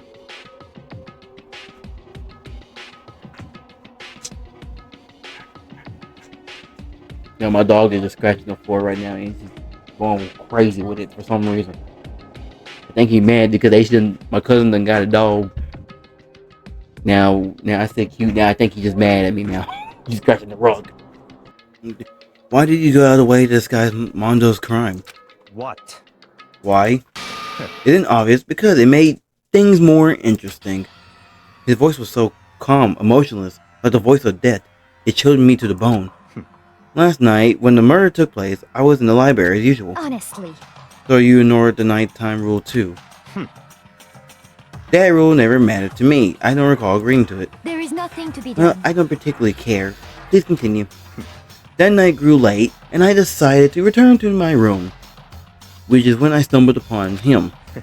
I spotted Mondo coming out of the girls' locker room. You're going to try to hide. If you're going to try to hide the body, man, make sure no one's around first. After he gone, I looked inside and saw the corpse. You mean you actually witnessed the murder? He was such a fool. He didn't have the slightest idea that I had seen him. So you're saying you knew who the culprit was from the very beginning? That's right. Indeed. But if that had been in the end of it, how boring would that have been? I mean, what a waste of time to have the answer revealed right at the beginning. Which is why I decided to lend a helping hand. I thought it would liven things up. You did all that to liven things up? I see. So after hearing about Genocide Jack from Toko, you decided to use that to create the false murder scene. But dang, dude, if we hadn't figured out who really done it, you would have been dead too, right? Well, obviously, I would have revealed the truth before it reached the point. Of course. Togami turned to look at me in the eye. I could feel his sharp eyes piercing through me. Thanks to a certain remarkable someone, it never did, and I was able to form an interesting experiment. Interesting. Once I do decide to become the Blackened, I now know what I have to watch out for. What? Correct. So that's your wait. So that was your reason. Are you satisfied? Indeed. Yes. We're done listening to your story. Move on. Hey. There's something I'd like to ask Monokuma. What's this? Oh! What's up next? You. Oh, it says I'm up next, bro. I read that wrong. You like to perform those elaborate executions each time, correct? My question is, why? Do you like them? But, this punishment is a desire. It's not just for you. All this punishment, all despair is a gift to mankind itself. What? You're over-exaggerating. I am not over-exaggerating. These punishments are meant to transform all hope to despair. Damn. What do you mean? Mean? Mean? Mean? What the heck? Mean. Good grief. I don't understand why you have to pick apart every little stupid thing.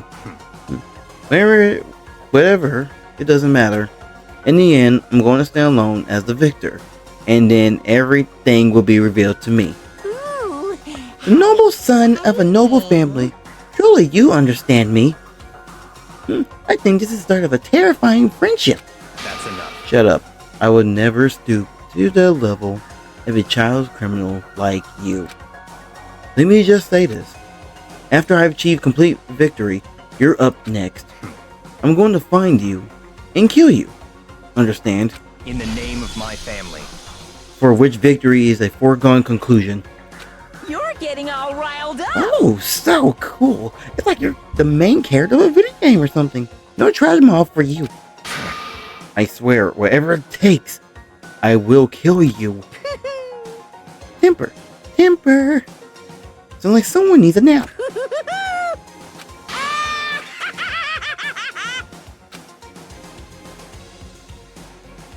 Monokuma's laughter peeled across the courtroom and the curtains closed on the case of Chihiro and Mondo, but I knew that wasn't the end. The killing game would still continue because the mastermind wouldn't let it end.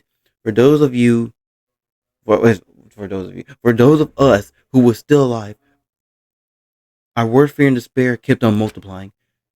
It was the kind of despair that felt like a blind puppy and 8G double hockey sticks had more of a future than us. All of our courage, our effort, our friendship, it felt like it amounted to nothing at all. It was the worst kind of despair. Well, anyway, like I was saying, this is a pretty good spot. Yeah, a really good spot. Anyway, isn't it amazing how that girl went and killed someone before things even had a chance to get boring? Once things really get moving, it'll be like a roller coaster. There won't be any stopping it. Fear and despair charge forward at a speed nothing can hope to match. But I must admit, I'm disappointed. I went to all the pain and effort of making you part of the group, and you couldn't play your part. You do remember you were supposed to make the first move, right? Huh? Well, no biggie. Nothing we can do about it now, so just do your best to make things more exciting from now on, okay? After all, that's what everyone wants to see. There's one thing I'd like to ask As you. long as you don't want to know my measurements, fire away. Who is it? The 16th high school student. I mean... My, you really took me by surprise there. I know I said you could ask anything, but super denied, ultra denied, demonic denied. Because you see, that's my ace in the hole. Oh. And nobody'd be dumb enough to reveal that, right? No matter how close they were to their friends.